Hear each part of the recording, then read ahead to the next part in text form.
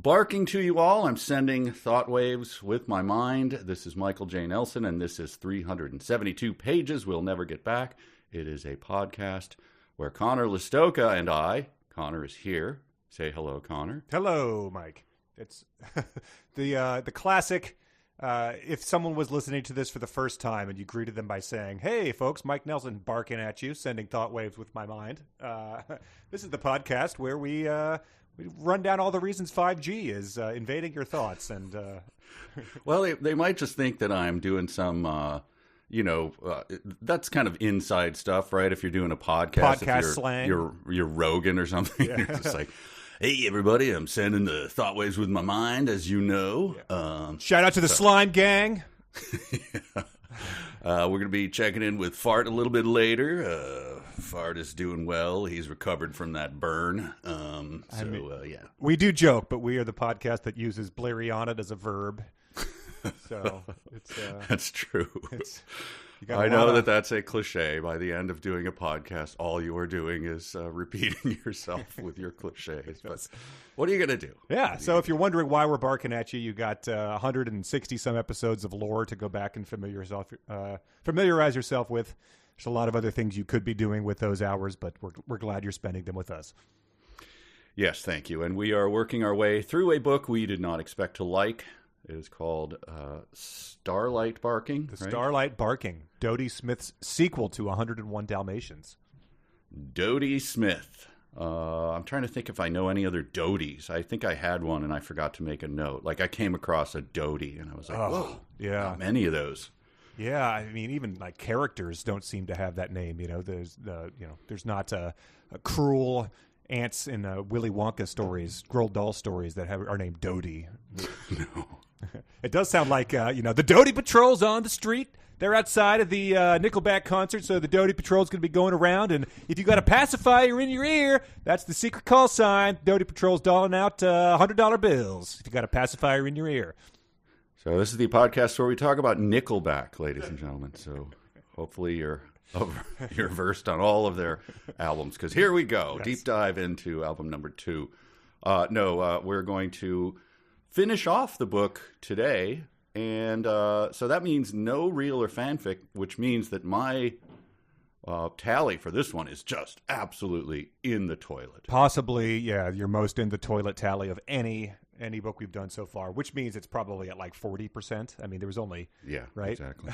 Yep. Yes. But why don't we dive in? Do you have the plot just at your, the elevator pitch for where we are in the plot right now? Sure. The 101 Dalmatians who live at Hell Hall out in the countryside. They inherited Cruella DeVille's home when they drove her out. They thought she was dead, but she resurfaced. Have woken up to discover that all other non-dog creatures, with a few exceptions, are in a sleep-like trance.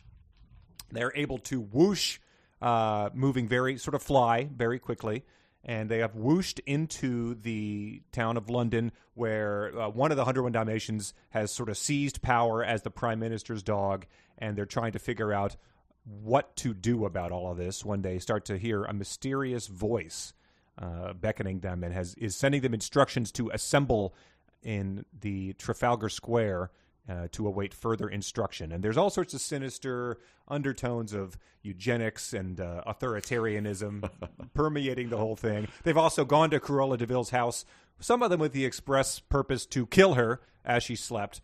They sort of wussed out on that endeavor and left her and her weird little husband sleeping in separate beds. Cruella's also manufacturing metal clothing. If that sounds odd, I assure you that the payoff is not worth it. Her weird little husband says, I resent that you called me that. But yeah, so those things never come up again. They just visit them. Mm-hmm. Yeah. It's very Ernest Cline. Look at that. Remember that stuff? Yeah. Checking in on a box and nudging you in the ribs. Wow. Yeah. So, and the fact that she's making metal clothing. What? Well, it gets a big, it all comes full circle. It gets a mention in this final section, and it's, in a longer book, you'd think maybe she forgot about it, but this one was only 30,000 words. So Cruella's clanking clothes or whatever it was called is not. Maybe she was saving that for part 3. You clanking, what is the Wizard of Oz called? Clanking, claterous cogs of cognates. Clanking, clattering, and it's colliginous, I believe. Because Yes. it's one of those words that, as a kid, I was like, well, I got to know what it is, so I guess I'm going to look it up. Clanking, clattering, collection of colliginous junk. Yes, there we go. Colliginous. Not a word you hear very often. Yeah, it means misty, dim, obscure, or dark, the colliginous sky. Oh. All All right. This book is a rather colliginous, I would say. It is colliginous. As the voice starts approaching, and it does pick up. The next chapter is chapter 9 is called In Trafalgar Square. So that's where he has instructed them to assemble, I believe, come sundown. And they've communicated this instruction to all the other dogs in London and presumably the world via the Twilight Barking, which is the sort of game of telephone that the dogs are able to do. Yes, so all the dogs are assembling in Trafalgar Square, and this chapter starts off with, this is one of my favorites, is the very dignified Dalmatian, the daughter of the Mrs. and Pongo, very dignified, works at 10 Downing Street, goes to cabinet meetings with her cabinet, and her name is, of course, Cad Pig. So Cad Pig had made no special arrangements for them to get back to Downing Street. So there's a lot of dog traffic, which is a thing I'm not familiar with, dog traffic. But Sure, and the dog traffic is able to proceed as it wants to because they can control the stoplights with their thoughts, which I think that telepathic ability we neglected to mention in our summary of this just because there's so much weird stuff.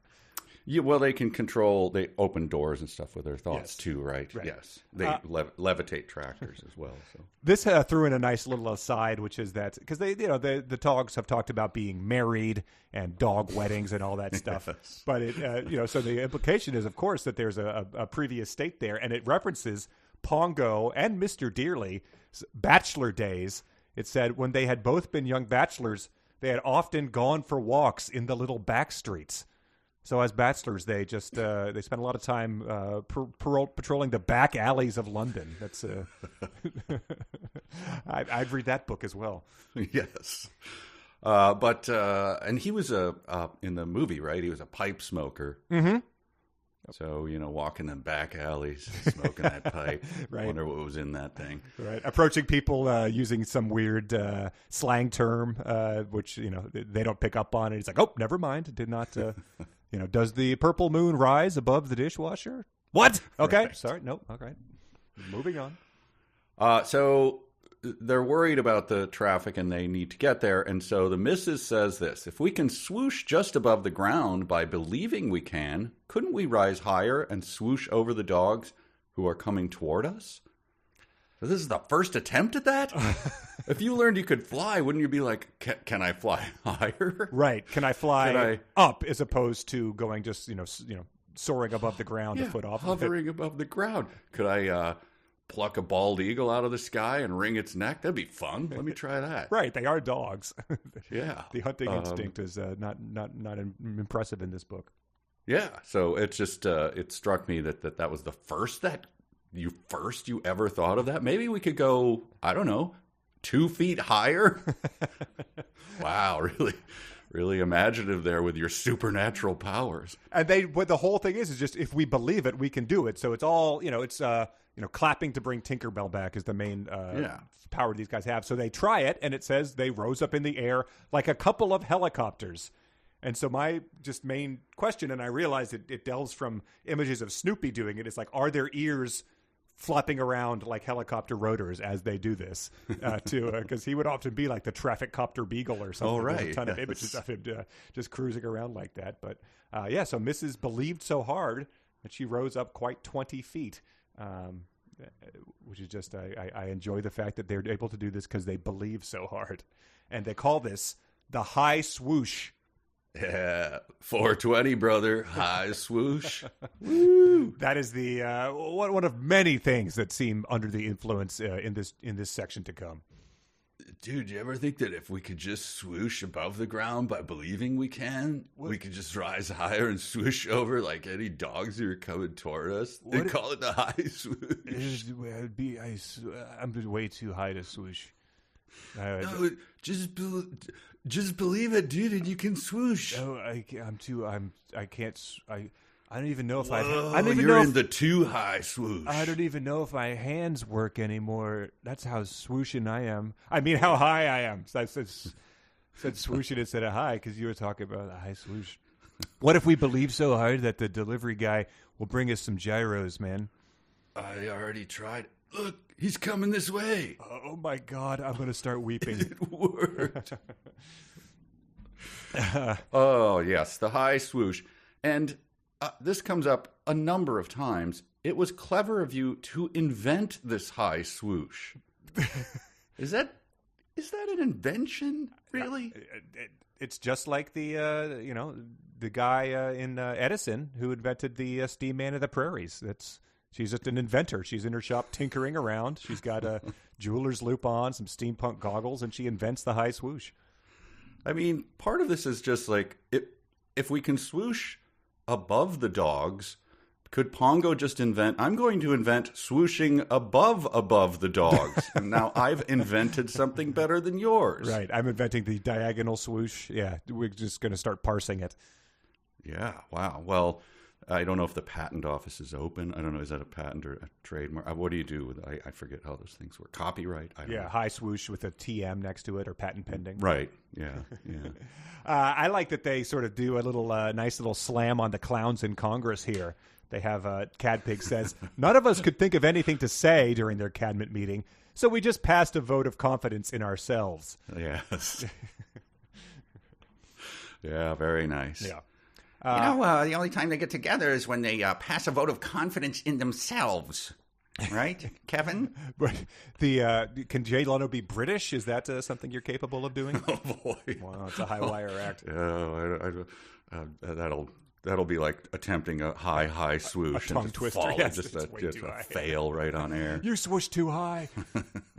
And so it goes on to say that they're going to try to make the tractor high swoosh because Tommy, the Deerling's boy, and the two cats that are also still awake because they're honorary dogs, words I just said out loud, can't high swoosh. So they have to get the tractor to high swoosh, which is like, can we do that? Like, if we believe hard enough, we can do it, of course. But what a slam on them. Like, wait a minute. She just says, Cadpig says, Tommy and the cats won't be able to high swoosh. They may have to be left behind. Tommy and him come out of the crowd like, yeah, I've been high swooshing since day one. What the hell is this bullshit? Yeah, right. I invented it, and I wrote it down so that I would have a record of it. So here's a schematic of how you do it. And here's the date in a photo of me with the newspaper on this day. That seems so presumptuous. It's very, it's insulting, especially because he's a young boy who's no doubtly, dreamed of flying machines and being able to fly himself. So it's a little, it's that the British and the class and the breeds and all that. Like Tommy and the cats are they're new money. You know what I'm talking about. So they can't. They don't get to come into the club. Right. They are able to do that. And then they are able to high swoosh them to Trafalgar Square. Is that where they do it? So they can give a speech in front of the statue of Nelson? Yes. Well, this is where they're all so they come out, they have the cabinet meeting, but then isn't there a thing to try to levitate the tractor? Yes. By believing it, I guess. And you get a nice little picture of that. Yeah, the author. I mean, sorry, the illustrator was doing his best, I think, with trying to interpret what was happening in this book. But then at some point in time, he says to, there's a tractor high swooshing as Dalmatians are next to it, controlling it with their thought waves, and he's like, I don't know, like this is my best thing. It's pretty much just a tractor, and then there's dogs beneath it to indicate that it's in the air.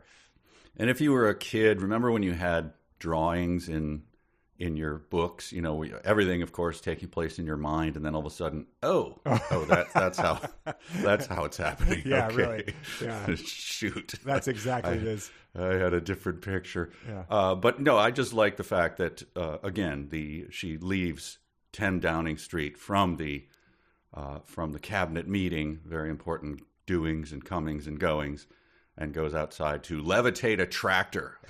I wish more politicians would just do that. Right. And it's described thusly. It says that it was wonderful to be Cadpig, the first dog prime minister who had done such a splendid job all day.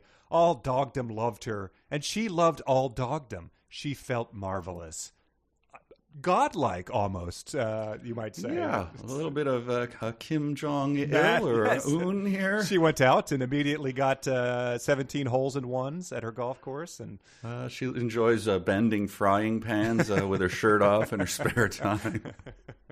But yeah, so that marvelous godlike feeling, levitate the tractor. I don't know. That's I suppose if I woke up and was a god, that would be something that would be fun to do. But set your sights a bit higher.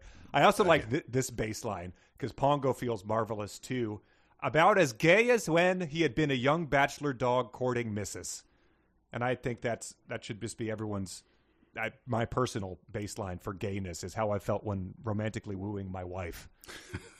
That's yes, I noted that too. It's very funny. So yeah, what they once they get the tractor there to the statue of Nelson, they what do they do next? Thousands and thousands of dogs in Trafalgar Square just make a wailing sound that they thought was delightful. Oh yeah, I just imagined it just must be an absolute awful racket. Yes, just absolutely terrible. But then they're all just kind of waiting, right? Mm-hmm. And then the stars go out, right. Or Big Ben strikes, and then darkness. Yeah, darkness strikes. The stars start being like much brighter than normal, and the dogs start like making a like sighing noise of happiness, which she describes as being like the noise dogs makes when they relax in comfort after a splendid walk, only much, much more happy. And that's asking a lot of a reader to imagine what that might sound like. Yeah, and I also found this happiness very, very creepy in a way. I was like, it sounds like there was a mix-up at the Kibbles and Bits factory, and just like, yep, it's full of MDMA. That's what the bits are. The kibble is fine, but the bits is now ecstasy. Because it says, Pongo had never known such happiness. It was like food to the hungry, warmth to the shivering, love to the lonely. He would have liked to ask Mrs. if she was as happy as he was, but he could not. He could do nothing but look up at the stars, but soon he felt quite sure she did feel happy, and all the other dogs did too, because somehow there was only happiness to feel. He never knew how long the happiness lasted. Indeed, he soon barely knew who he was or where he was. It was almost as if he stopped being himself and became the happiness. Ew. I'm sorry. It put me in mind of, because they talked about how everyone loved the dear leader and all of that. Uh-huh. It reminded me of a video that was smuggled out of North Korea, when like a classroom and the teachers and all of the students looking at a picture of Kim Jong-un or Il, whatever, and just weeping, like falling on their faces, like all over each other, like weeping and crying and praising him. Like, and I mean, it didn't seem fake, you know what I mean? Because I suppose in the absence of all truth, all you have is, it's Plato's cave again. You're just like, everything is shut out, so maybe it's real. I don't know. Perhaps or maybe they don't even know. But what I'm saying is that's what it reminded me. I don't even know if I'm me anymore. I just love the leader so much. Yeah, it could be like one of those stage hypnotists where you've got like one or two plants, and so the other guys up there are like, right. I guess it seems to be working on them. I might as well pretend like I'm asleep. But yeah, it just also struck me as just a rave. Like Pongo's like, hey, like, Great Dane, can you just rub my shoulders, man? Like, oh, that just feels so good. Like, oh, we're all just one big pile of bliss. And then Next thing you know, like, I'm not even myself anymore, man. Wow. Okay, that's the end of the chapter then. Well, the happiness doesn't last long because it says what happened was almost more frightening as a star falling. All the other stars went out as the lights of London had gone out. Only the huge star remained, coming closer and closer. And just keep in mind, this is a sequel to a beloved Disney classic. And then that too went out, and there was no light at all, not so much as a glimmer. Everywhere there was inky blackness. And out of the blackness came the last boom of Big Ben striking midnight. And it doesn't improve in Chapter 10, the Starlight Barking. I was, at this point, I'm like, okay, so, and then hovering over Big Ben came 40-foot-tall Cruella de Vil. Right. She was hurling lightning bolts from her metal suit. Yes, Mecha Cruella with bright red eyes and screaming like Godzilla. No, but Chapter 10 starts this way. Never in his brave life had Pongo been so frightened. Kids? Right? Yeah. You liked Cad Pig's Big Adventure in the cartoon, and now you're picking this one up? Never before had he trembled with terror. He tried hard to be brave, tried to stop trembling, but he could not. He just shook and shook.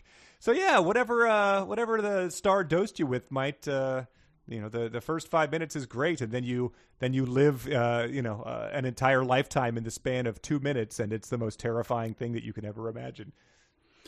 And well, it won't give away what this force is, but in retrospect, so.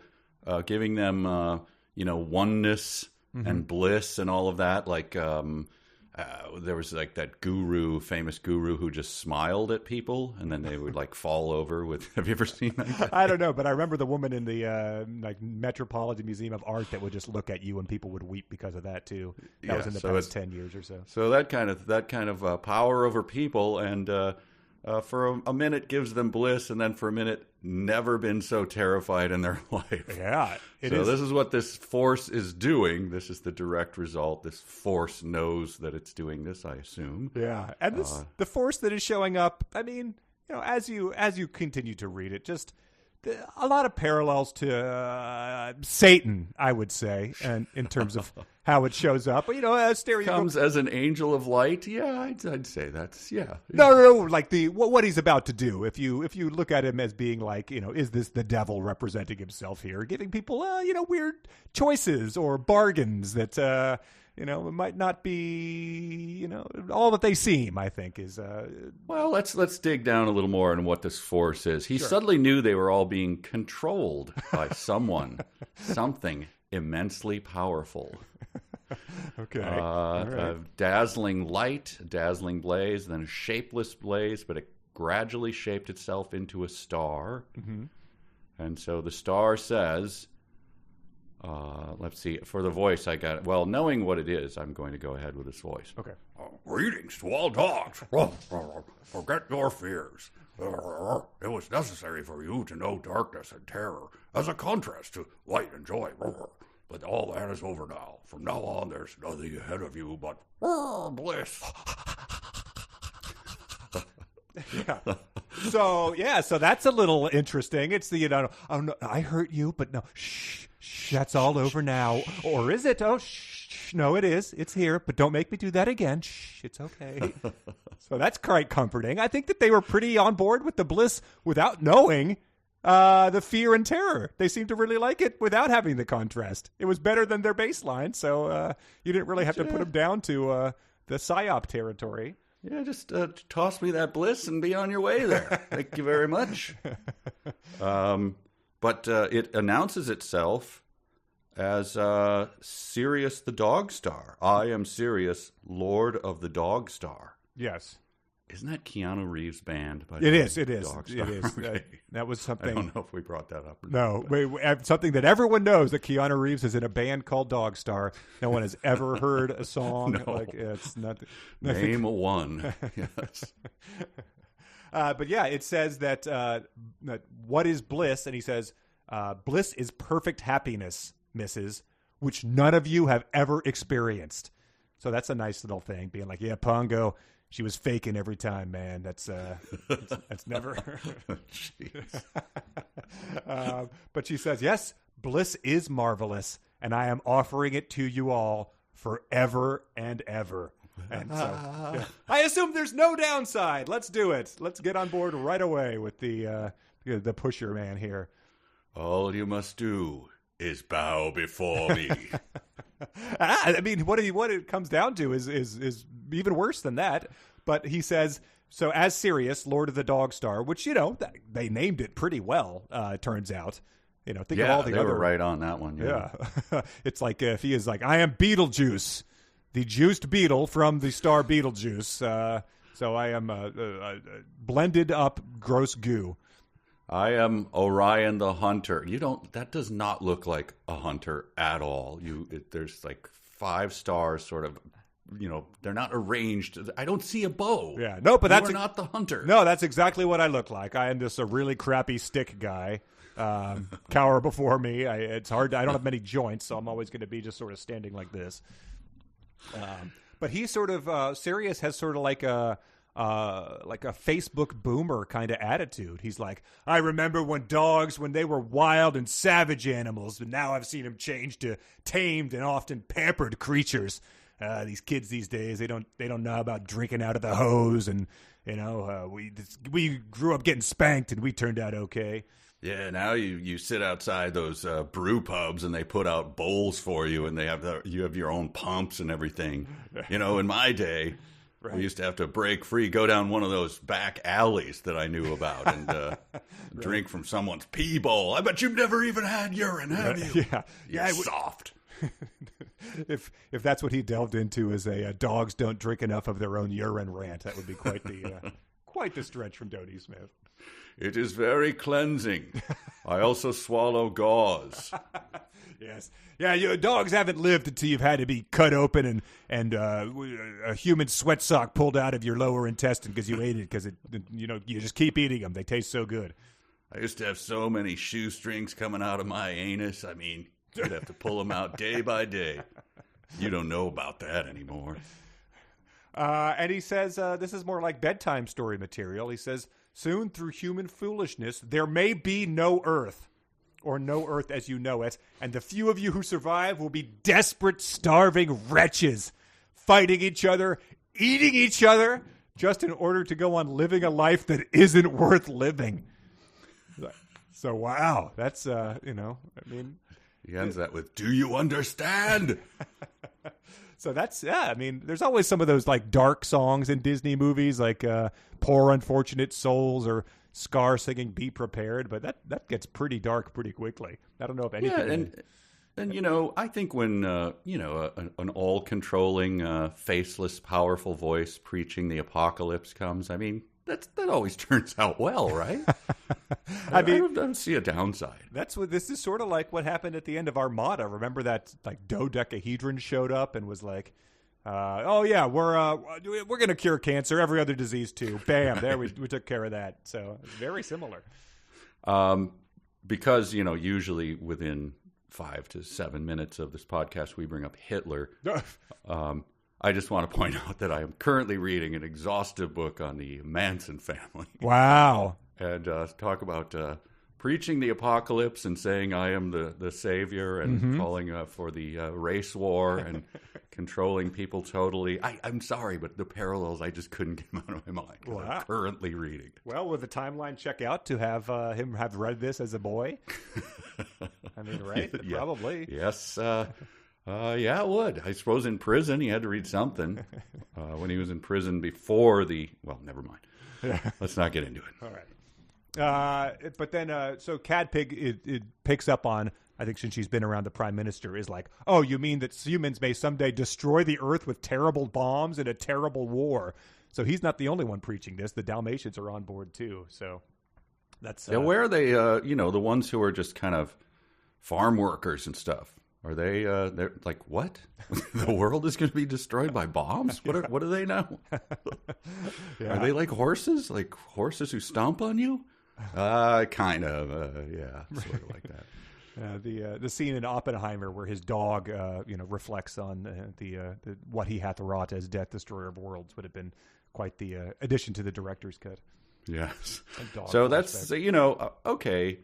That is a justification. You don't want to, life is on Earth is, going to come to an end anyway, and suffering and death and eating each other and all of that apocalyptic stuff. So come with me. You know what, though? I don't know. Perhaps I'm only making it an excuse. The real truth is that I want you all so much. First of all, settle down, dogs. Yeah, definitely. But secondly, wait, what? So the apocalypse thing? Yeah, I shouldn't have said that. I don't think that's... It's his technique. He builds you up and breaks you down. Yes. Talk about psyops, Textbook man. abuser, yeah. Yeah.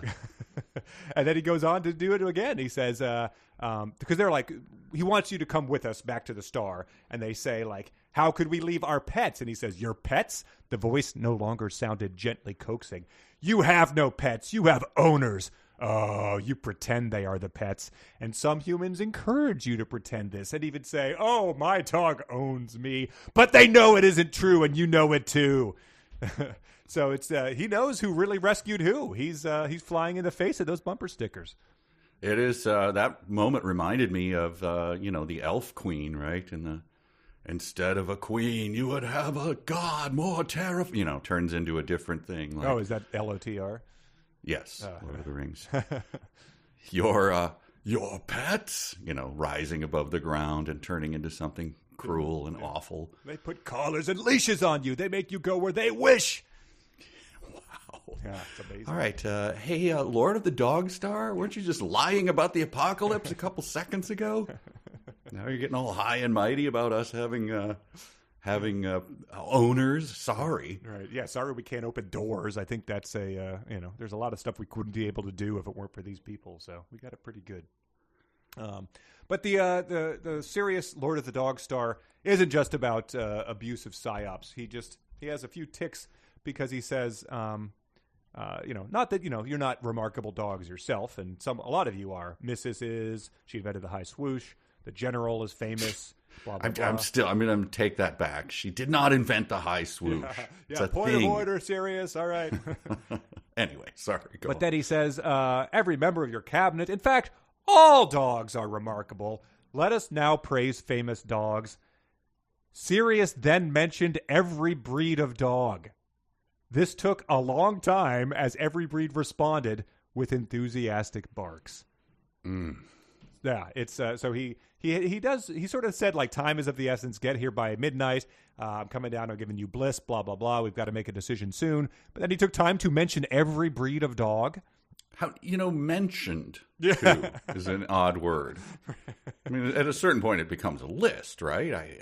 Mentioning. Yeah, it's funny you should ask that because this is something that I had to know. I mean, I was like, how many breeds of dog are there? It turns out there are over 500.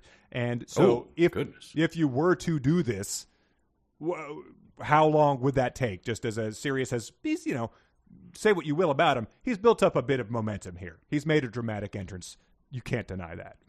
Yeah. You turn out all light everywhere. You give people bliss. You give them terror. Yeah. You turn out all lights. Yeah. You tell them, I have the power. I can take you away, all of this stuff. Yeah, that's a pretty great entrance. But then he mentions every breed of dog. And the one dark web recreation of this moment that I found will give you a good sense of how long that would possibly take. Because 540, I think, some breeds of dogs, with all of them responding with enthusiastic barks after he mentions them, it's a momentum killer. It would be... imagine, the groom gets up at the wedding and he's had a few and he doesn't have any notes.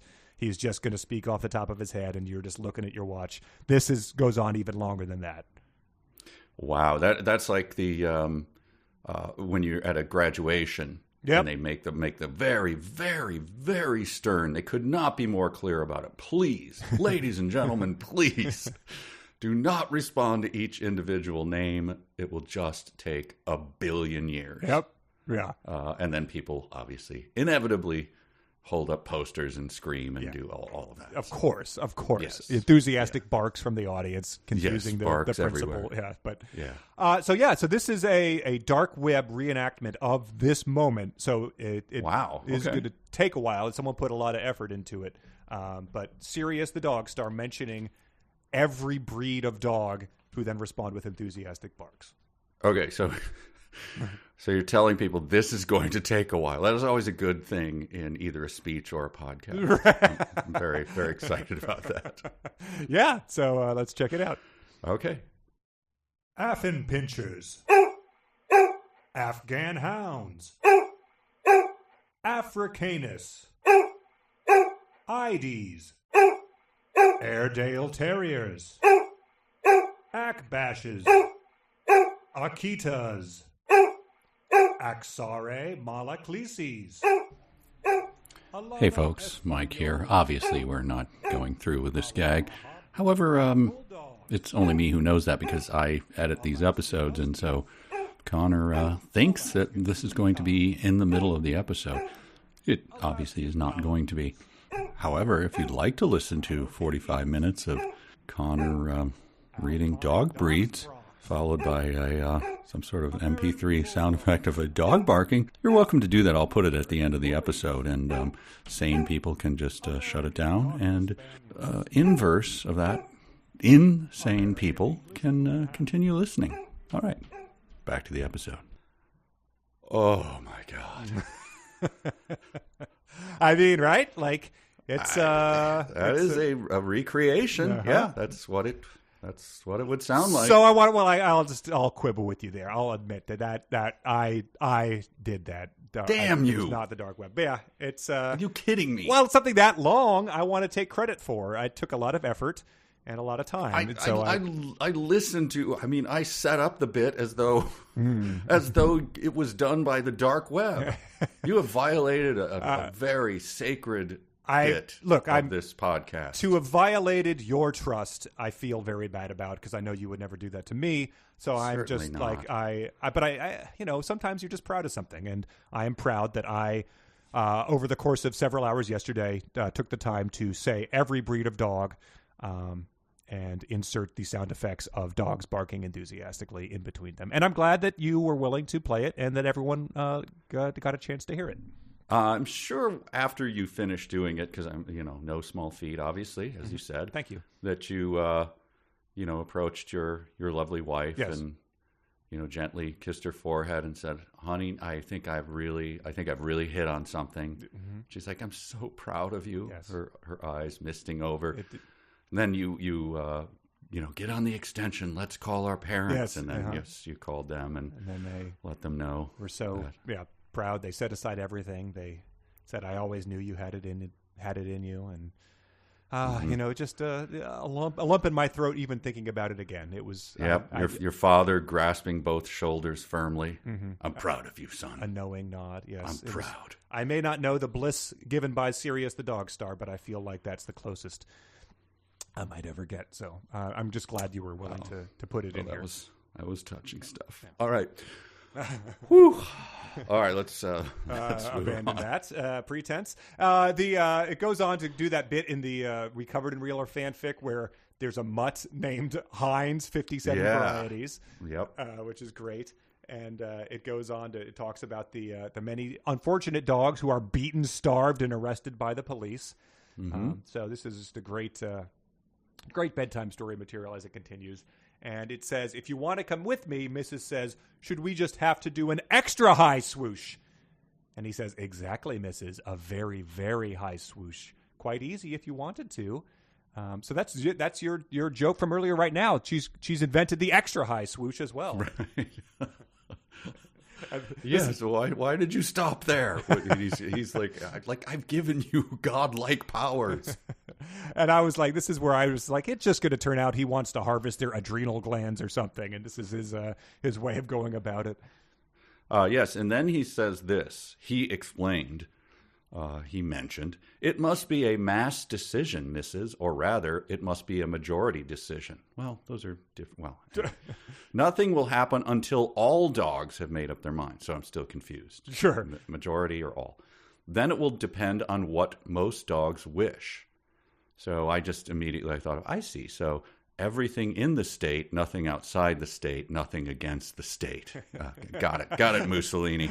I'm on board. Perfect. Yeah, I imagined him being like, so how about all dogs on this side? You'll become prisoners, and on the left, you'll become the guards. Much like Stanford University, and we'll just see how this goes for a couple of hours. And oh my God, that happened really quickly. You guys better vote for going to the Dogstar, or we're going to chain you up and beat you.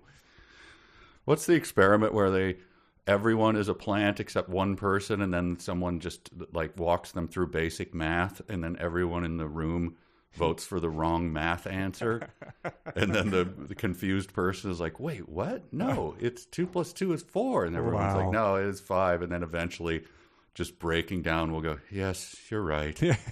2 + 2 is 5." I am glad that there's been numerous famous unethical experiments in my parents' lifetime, at least, and now we're pretty much just doing those as television entertainment. That's and this was very funny to me. He says, when you come to the Dogstar with me, or I am the Dogstar, I don't know, whatever. When you come out into space with me, none of the humans, they're going to wake and find a dogless world. They won't remember that there's animals such as dogs. But Cadpig goes, but what about our collars and leashes and kennels and dog beds? And the Dogstar's like, I shall work something out about that. Yes. Shut up, I hadn't thought about it. But I'll take care of it. But then follows up with the very, very chilling, though it might be simpler to let them all go on sleeping forever. Wow. I believe the earth devoid of life by taking you with me. Wow. Dogstar, which, led me to to think about, because we talked about it before, the marriage and all of that. What is the theology of this world? Who is granting the Lord of the Dogstar the power to extinguish the human race? Yeah. And again, like we said, if there was a horse star, would that guy also have the ability to come down as a big, blissful horse and spirit everyone who wasn't an equine away? Like, are there other things out there like this guy? Oh yeah, what's the bear? What's bears can kill dogs. Ursa right? Major, yeah, definitely. Ursa, yeah. So Ursa comes down like, excuse me, Lord of the Dogstar, roar, tearing dogs in half. Yeah, I no sense of how they dole out their powers. Yeah, wow. But that goes on, leads right into this, because it says they Dalmatians, Pongo misses, look upward and like gasp. Because Sirius was a Dalmatian. But almost before they had taken this in, the general gasped gruffly, "Bless my soul, the fellow's a sheepdog." And all the dogs start gasping as they all see them as their own particular breed. And again, that just seems the shape-shifting impersonator, just something that I feel like I've heard a lot about in a popular depictions of Old Scratch. Down at the crossroads of Beelzebub, Louis Cypher, as has been previously mentioned. He challenges Roly Poly to a fiddling contest or something. Yes. So it starts to add up. I also like that he says, "You remember that bliss I gave you? Wouldn't you like to feel that bliss again?" "Oh yes, please," barked many dogs. Like, all right, well, here's a button you can press, and it will give you the bliss. One dog somewhere will die, but you'll get it. And the dogs are always lining up to. But then they make this. There's another choice they have to make. There's a lot of hand waving in this, but this is pretty good. Yeah. Tommy and the two other honorary dogs. And Sirius says, yeah, well, that depends on what they want.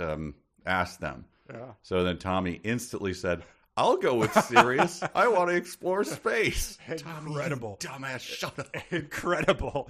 Tommy's loved ones I'll sell go my to soul. hell. Yeah. He just is like, I have those glow-in-the-dark stars on my ceiling above my bed. I like space, so yeah, I'll go there and abandon everybody. Tommy's immediately like put through the 2001 wormhole as he travels to Jupiter and sees an old version of himself in a bed. I miss my parents already. I It's hadn't too thought late. about this at all. Yes. Sorry, Tommy, you've made a choice. And he's Pinhead from Hellraiser is there immediately, torturing him for all of eternity. You made this choice. I didn't know what I was saying. You wanted to go to space. I just like rocket ships. And the cats, I think, don't know. And the cat says something very rude about stars that don't know their places, which I don't, again, I don't really know what's going on with these cats. It is very, there's I'm sure someone else has entered the thoughts of the song Tommy the Cat by Promise, because she keeps saying Tommy and the Cats. I don't know if you know that one, but it's I don't. It stands out if you're familiar. But Tommy's on board, Cat's not, and the dogs have cats to are not. But decisions. Sirius didn't fully understand cat language. So what are your powers? And then so he merely said, "Then Tommy shall come and the cat shall stay." So he got it from context, Yeah. Like at a Korean grocery, and me trying to figure out how to Yeah. I guess I'm supposed to pay for this apple. I don't know. The cats are shooting me a finger, so I assume that means no. Yes. Tommy's picking his nose. Yeah, so limited powers on Sirius there. I'm just learning more about it. Doesn't understand cat language. Doesn't have a universal translator. Apparently. And then it says, one dog says, "Let Pongo, Mrs. and Cadpig decide. We trust them. All day they have told us what to do. Let them tell us now." And then it seemed that every dog for miles barked, "Yes, yes, let Pongo, Mrs. and Cadpig decide." And I just thought, really? There's no dog that's sort of just like, licking himself, whose ears perking up, be like, "Wait, say what now? Who's deciding if we're going into space?" I'm not familiar with this Pongo. I'm just sort of just going about my day here. Right. He's now our God King. But wait, who did you just give the power to grant life or death to? Can I meet him? Yeah. Can we hang for a second? Have a beer? Just right. Then I'll decide whether or not I sign the powers of attorney over to Pongo. So Pongo is he needs some peace and quiet, but he felt his mind was being invaded by the glorious, dazzling presence of Satan. Sirius. I meant that. Sirius. And it said, as he leaves, he feels worse. Did that mean that he loved Sirius and loved him even more than he loved his dearlies? So he's had some very strong feelings very quickly for this Dogstar. Because Lord of the Dogstar has really earned his love at this point. Coming down and kind of yelling at him and terrifying him, giving him bliss, but only as a one being, the Borg or whatever, Yeah. So he's really worthy of my love. It seems like he's in a good state of mind to make a very important decision for all dog kind. That's right. In this. So they retire. So this is important. Obviously, this is the biggest decision that any dog has ever made, even outside of who they're going to marry, which is a pretty big decision. But then other dogs they're going to go and head into the National Gallery and hash it out. Throw dice or whatever they do to see what they're going to do, flip coins, whatever. And then a couple of the cabinet go, "Hey, can we get in on this?" And he's like, "Oh, of course," said Pongo politely, though he did not think the members of Cadpig's cabinet were particularly bright. Yeah. So, what? Yeah. What kind of a leader is that? Churchill, "I don't know what we should do. This is a terrible time for all of us. Can I come with you to the cabinet, Pongo?" Absolutely. Of course we need your input. Oh, my God, what have I just done? I could feel my own tongue. Oh, wonderful. Let's go to space, Pongo.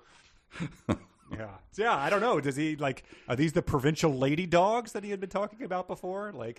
I'm not sure why he's you're letting, because the dogs could read his thoughts too. You're letting who now come to the cabinet?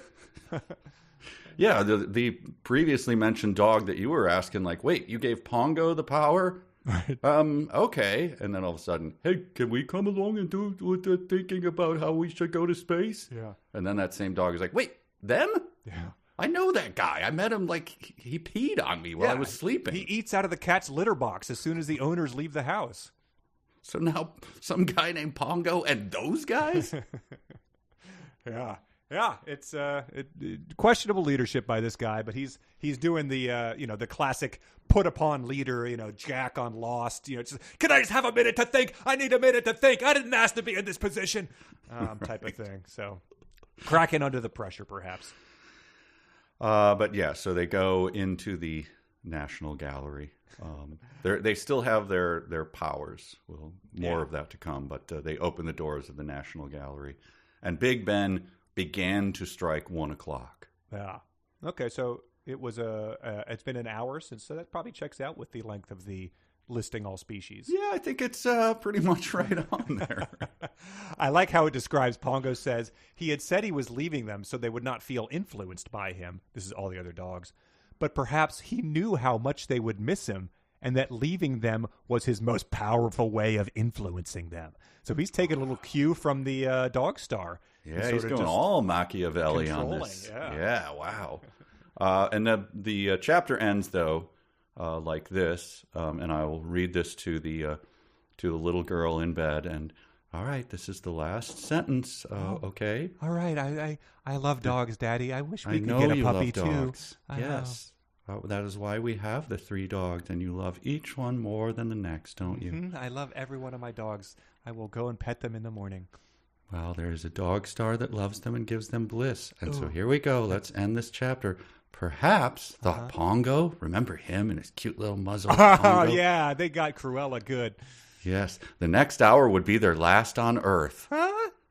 Perhaps, just in one short hour, all the dogs in the world would be on their way to a star. My 3 dogs? Now go to sleep, honey. No, but if I wake up, will there be dogs in the world? No, there's no dogs. All of them. Are they dead? Last hour on Earth. How do they breathe in space? We don't know what Sirius is going to do with them. We don't know. But I don't like You the don't dogs know. going. No, your dogs are going away. Last hour on Earth. Can I Now touch go to bed. I won't be able to sleep. No, you'll sleep fine. I can see the star outside my window. Yes, it's looking at you. It knows your thoughts. Good night. Good night. Lovely stuff. Wow, I'm glad she got to come back after her. Yeah. Just recovered from Model Land, and now she's... Yes. They enter the portrait gallery as chapter 11 starts. Mm-hmm. And Pongo is excited because he sees a guy on a horse. And it says he couldn't believe his eyes. There was a horse there with a rider on it. Then the sleepers were waking up. Humans would soon be in charge again. Dogs need have this tremendous responsibility of deciding their own fate. Then he saw the horse and rider were only painted in a large picture. And then this is another drug that the dogs have done. They were not real, and yet somehow they were real in a way Pongo couldn't understand. Whoa. It's I mean, is this supposed to be some sort of a joke on how stupid dogs are? Of course, it's just not knowing what a painting is. Even though I thought there was a painting in the people's house or Cruella's house, maybe. Yeah, but I mean, and it's not. What is the trompe l'oeil, the French, trick your eye. Right. Paintings where nobody. It's not like Acme. You're not. It's not a tunnel on the side. You're not going to try to roadrunner your way through a painted tunnel. On the it's not even a mountain. statue. It's just a painting of the guy. So, yes. So he's he was relieved at first, and now he's scared again. So the emotions continue to seesaw. They do point out that Tommy still wanted to go with Sirius. So that's another good thing to any. That's like the one scary thing for the parents reading this book to the little girl in bed is that your children of Earth will renounce you in a heartbeat to go off to the space with a star. Yeah. How old is Tommy? I think he was like 9. I don't think they really specified. I think he's still sucking his thumb, right? He probably has like the dental, like his teeth are kind of malformed because he hasn't stopped sucking his thumb. That makes sense. Yeah. I want to go to space. Okay, Tommy, go with the cats. Yeah. Go. Here's an enormous lollipop to lick, Tommy. It's stuck in my hair already. There's gum already in there, and now there's a lollipop too. You can do this better than me because well, maybe not. I think you wanted to do this. The most British sentence that's ever been written, I think, is upcoming. Oh, yeah. I have this down as a sonic challenge to you. Okay. This is the Staffordshire Okay. I think that was one of the breeds that got mentioned. Yeah. Since every breed was mentioned, I'm going to assume that it was. So the Jack Russell and the General, and then the Staffordshire, and they ask the Staffordshire, and he says, "Do you have the sentence there?" Pongo Yes. looked at the Staffordshire, who said, and so this is a Stokey accent, right? This is like north of Sheffield somewhere. I'm not very good with British stuff, but it's a distinct accent. It sounds very similar to the accent that they had on, if you need help with this, on All Creatures Great and Small from the 80s on the BBC. Sure, of course. No, Yeah, not... so there you go. Okay, Oh, you're practicing? Okay. I thought, I had watched it yesterday, so I got to get back into it. Go. So the fact All that right, I can't do accents normally, let alone ones I learned existed yesterday.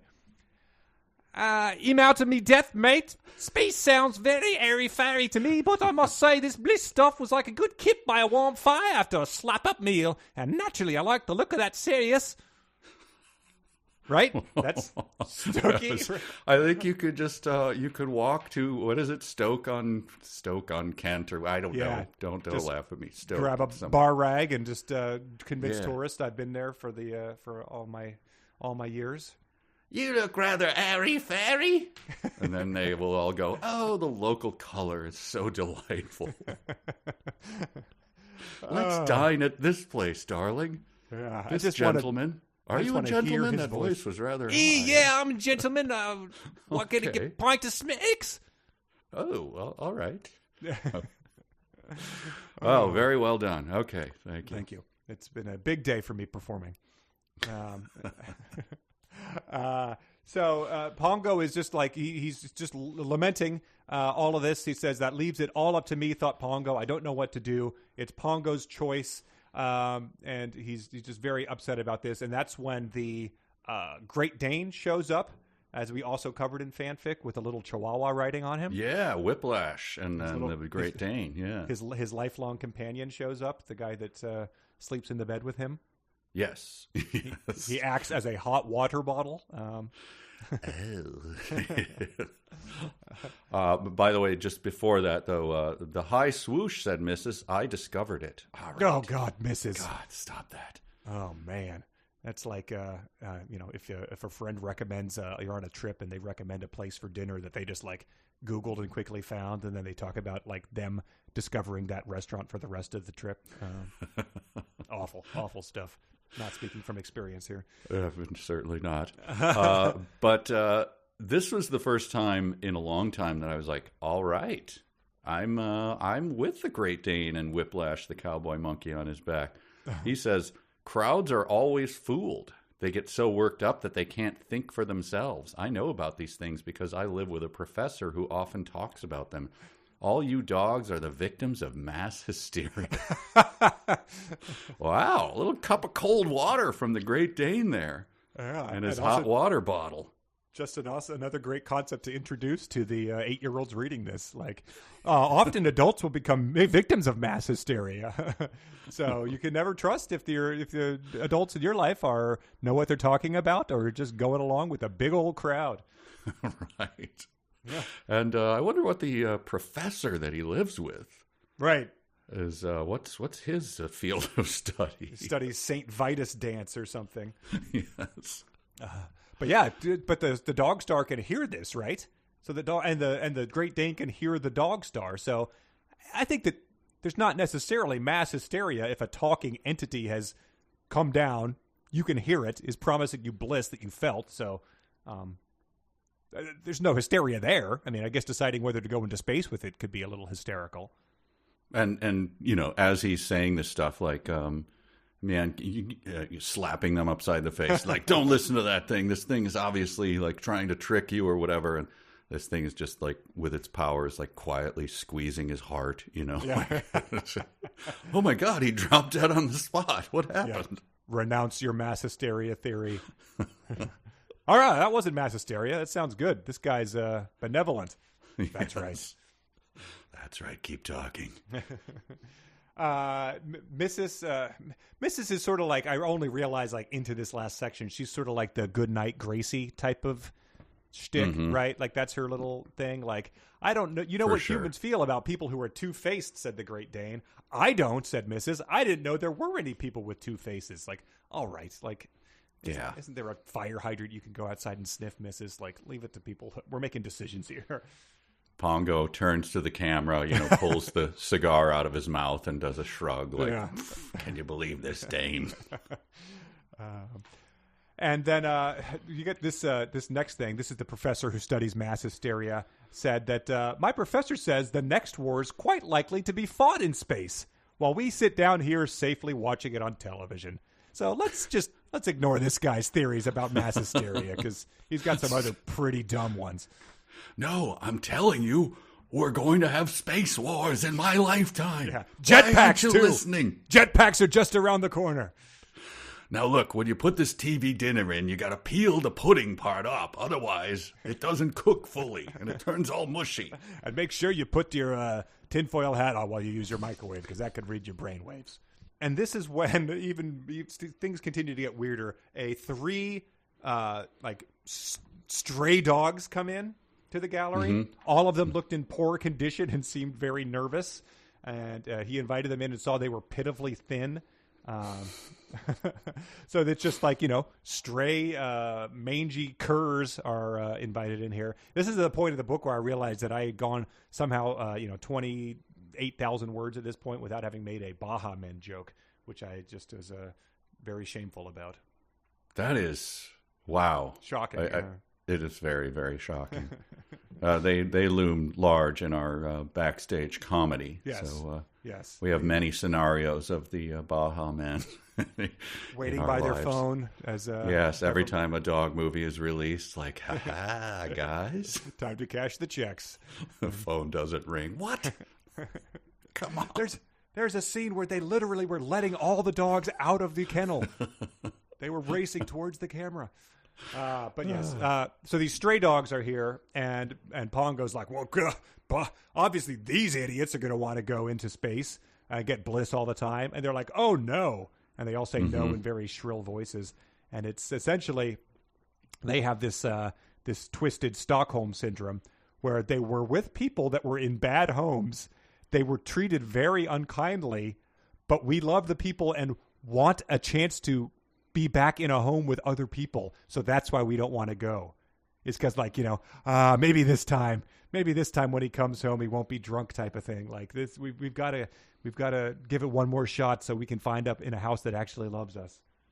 Look, I was in a murder basement for 20 years, but I haven't given up on that murder basement owner. I want to see if he could turn this around. By the way, there is a drawing of these dogs. So, again, the little girl trying to sleep and hearing about bony dogs who come in trembling because they haven't had food because they're not eating anymore, right? So right, exactly. So they don't need to. But what I wondered is, are they still in a state of hunger? So, you don't need to eat, but I'm not going to make you full. Right? I mean? Yeah, exactly. Yeah. So you're just have this gnawing hunger. But yeah, the drawing of the bony dog is very Sarah McLachlan. It's a little bit sad. And then there's two little dogs who have so much fur you can't tell that they're emaciated. But... yeah, there's ribs you can see on two of them. And there's the ribs. Almost looks like it's crying from the there's a little line by its eyes, so it looks like it's sad. Wow. But yeah, but they're sticking around Earth. They're thinking maybe the next star NFL quarterback who adopts me will be good to me and not might run a dog fighting ring in his backyard. And then I wondered, so they shove past the other people who are like, you want to get in on this decision about whether we fly to space with a star, or whether we go home and eat canned dog food? Do you want to get in on this? And these guys are just like, excuse me, we're going to go in there. What? You can't just go in there. These guys are outliers. Come on. But I think that that's serious. Pongo sort of comes to the realization, he's like, these guys are right. We're not going to do this. And Sirius reads their mind and says, of all creatures, dogs have lived closest to mankind, and they will never desert mankind. So he's like, I'm ahead of you. I understand in your hearts you don't want to go. Yes, and I like he goes, and though I do not think such devotion is deserved, thanks, Dogstar. We'll call you if we need you as representative of humans. I can admire it. Yeah. It's kind of like, hey, man, you want to live your life and be a stupid piece of crap? What can I do? Good for you. You go do it, man. I don't really think you're happy for me. Yeah, it is. It's like aliens in a Twilight Zone being like, we would have given you all the joy you could imagine, but you didn't trust us, so now you'll be left here in your swill hole. Then they get to the Dogstar and they look at the manual that he's handed them. It's a cookbook. Oh my God, it's a cookbook. Reserve, man. Like, but so the Dogstar says, I'm fine. Like, you've called me 100-faced. When I'm back in space in all my loneliness, I shall comfort myself by being every breed of dog there is. I shall imagine it. Is that a sex thing? Sorry, it's just, yes, it is. Yes. I'm going to be just sitting there imagining things. But then he says, and imagination can be more real than reality, though that's something I can't even explain. Won't even try, in fact. Par for the course for this book. It's just going to make bold pronouncements and not back them up. Imagination, if you think about it, can be more real than reality? I can't explain it, man. But you know what I mean, right? Yeah, no, do you know what I have to explain? That's like saying that, like, water can be more solid than brick. You know, I don't even have to explain it. You pick up on that. Right, no, right. God, these gyros are so good. It's like the best thing I've ever eaten. Like, there's no question about it, even. Yeah, and like, it's just, the ancient Greeks invented this? Like, I mean, like, that's like, they came up with everything, They named all the planets, and they come up with the euro. Like, they did it all. It's like wearing a sheet and like eating. Oh, it's like they're the coolest. I would so like to toke up with like one of those dudes. Aristotle. Oh my God, yeah. Oh, stop it! Wait, Archimedes was token up in a bathtub. Oh, you totally. Oh man, what a cool dude! Remember that owl from Sword in the Stone named Archimedes? Archimedes the owl. Yeah. Let's put it on now. You have it. Yeah. Oh yeah, Merlin. You got your laser disc, right? Yeah. Those things are awesome. Anyway, all right. Yes. Anyway, that they say that, like, he says, you're not coming with me. They make the decision pretty quickly. So now the clock is ticking. You all got to get home because I'm cutting your powers off. Come sun up. Mm-hmm. So like, get on out of here. All of you who need even further to go. He says, like, I'll grant you some extra power or something to get home in time. Yeah, they're like, well, what about, they start doing the objections, and then just this hand waving right here. That will be allowed for. All dogs will reach home in time, provided they swoosh steadily and on no account turn back. Remember, the special powers given to you will only last just long enough to get you home. So, no more questions. Yeah. So that's another little devil deal, right? Like when was it Orpheus leaving and he couldn't turn back, or else like his wife would not be allowed to leave Hades, the underworld. I think that's okay. Someone had that deal where, like, you were going, but if you look back, if you don't trust me, then she has to stay here, and then so she stays there for winter and comes back in the spring or whatever. Okay, so it's like Lot's wife. Yeah. Yes. Turning to a pillar of salt. She looked back. Okay. So that's giving conditions where you're not allowed to turn back is always something you associate with a good guy. Also, worthy of your love is someone who's like, oh, so you're not going to come? Oh, cool. All right, you stay with them. Yeah, that'll be fun. That's fun. I mean, they suck, and you're going to be miserable, but yeah. And you know what? I'm just going to slink on home, and don't even call me because I don't even want to hear. I don't care. I don't even care at all. But have fun. No, really. I wish you the best. We couldn't even visit once. Like, no, you had one chance, and that's all you're able to do. Like, oh, he is worthy of our love. And then the cliffhanger of this chapter, which is something I had completely forgotten about, is like, yes, he's like, we got to get going, but like, Pongo is keeping from Mrs. the fact that Roly Poly is still not with everybody. Like, Roly Poly was not with them. Where was Roly Poly? And he knows that if she remembers this, she's going to want to turn back. So the drama is the stage is set for high final chapter drama. And I love that he's, speaking of the Gracie Allen stuff, like Pongo earnestly hoped that Mrs. would not suddenly remember something which all the excitement had driven out of her mind. For if she did, they would never get to leave London. Roly Poly was not with them. Where, oh, where was Roly Poly? So he's depending on his wife not remembering stuff. I mean, this is truly like a 50s or 60s thing, like Casablanca. Oh, I don't know, Rick. You'll have to do the thinking for both of us. Like, wait, you've forgotten how to think because of some stress in your life? Yeah, they might need to high swoosh her home on a fainting couch or something. Yeah, wow. She's got the vapors big time. Anyway, that's the end of that chapter. Yeah, so the final chapter is called A Race with the Sun, because I think that was the come sundown, you'll lose the ability to swoosh, even the ability to high swoosh. And so you better, get home by then. You won't be able to open gates or doors or anything like that. Right. And right now, what I just wondered about, because it doesn't come up much, I don't think, although he's mentioned again, but Tommy just going like, we go space now? Like, oh, no, Tommy, no.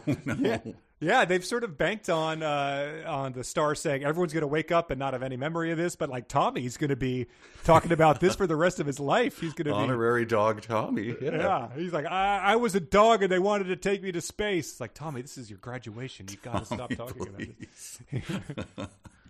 Wow. Yeah. It never occurred to me. He's working at the garage. He's like got some guy pinned against the, like, I really need to get back to work. No, but I was dog, and then we go to space. And okay, Tommy. Yeah, he's living at Hell Hall at age 47. This is they start saying their goodbyes to each other in this chapter. My favorite part of that was when the Jack Russell, I forget which one the Jack Russell was, but maybe with the general, had taken a great fancy to the Chihuahua because the tiny creature made him feel like such a big, strong dog. Yes. They didn't have a lot of time together, so that was pretty quick bonding. Yeah. I wonder where that happened. Back alley, I'm assuming. Right.